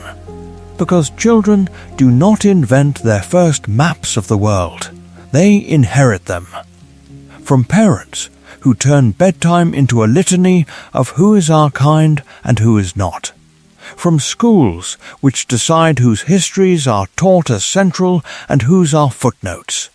From governments which choose which graves to honor and which to deny ever existed. Draco's map was inked in fear, in stories of Muggle-borns as thieves of magic, of the Dark Lord as a necessary terror. Every corridor at Malfoy Manor was another line on that map. Every punished house elf another warning about what happened to those who forgot their place. At Hogwarts, the map was not erased. It was annotated. Not Dumbledore, who had seen one war already devour a generation, and yet still placed children from rival lineages in the same castle and hoped proximity alone would be a cure. Not Hagrid, who had told Harry stories of his parents' courage but never told Draco a different story about himself. Not Sirius, who had once broken free of his own pure blood script, but was locked away while another black heir learned that power mattered more than mercy. When we flatten Draco into a convenient villain, we close our eyes to the warning written in his life. The horror is not that he is uniquely cruel. The horror is that he is plausible. A boy praised for small acts of contempt, rewarded for echoing his father's prejudices, entrusted with a murder he was never truly capable of committing, and then punished for failing to become the monster others required. He becomes what he is allowed, encouraged, and applauded to be. Lily was a charms prodigy, but even she could not have devised a protection that shields a child from the stories that raise him. No such charm exists. Only different stories do. If we want fewer Dracos in our own world, the plan cannot begin at the battlefield. It must begin at the cradle, at the classroom, at the quiet moment when a child asks who matters, who belongs, what bravery is for. The answer, spoken or silent, is its own kind of magic. And somewhere another boy is listening. Somewhere another boy is listening. Somewhere another Draco is learning, very early, who is worth less. So this is where the story turns back to you. Not Dumbledore, who had spent years reading prophecies and weighing children on invisible scales. Not Hagrid, who had carried one boy from a ruined cottage and never knew the other boy crying in a different kind of ruin. You, the reader who first met Draco Malfoy on a train and thought, almost at once, villain. Think back to that first impression. The pale boy with the practiced sneer, the casual cruelty about Hagrid, the contempt for Ron's hand-me-downs, the word mudblood hanging over the grave of any possible friendship.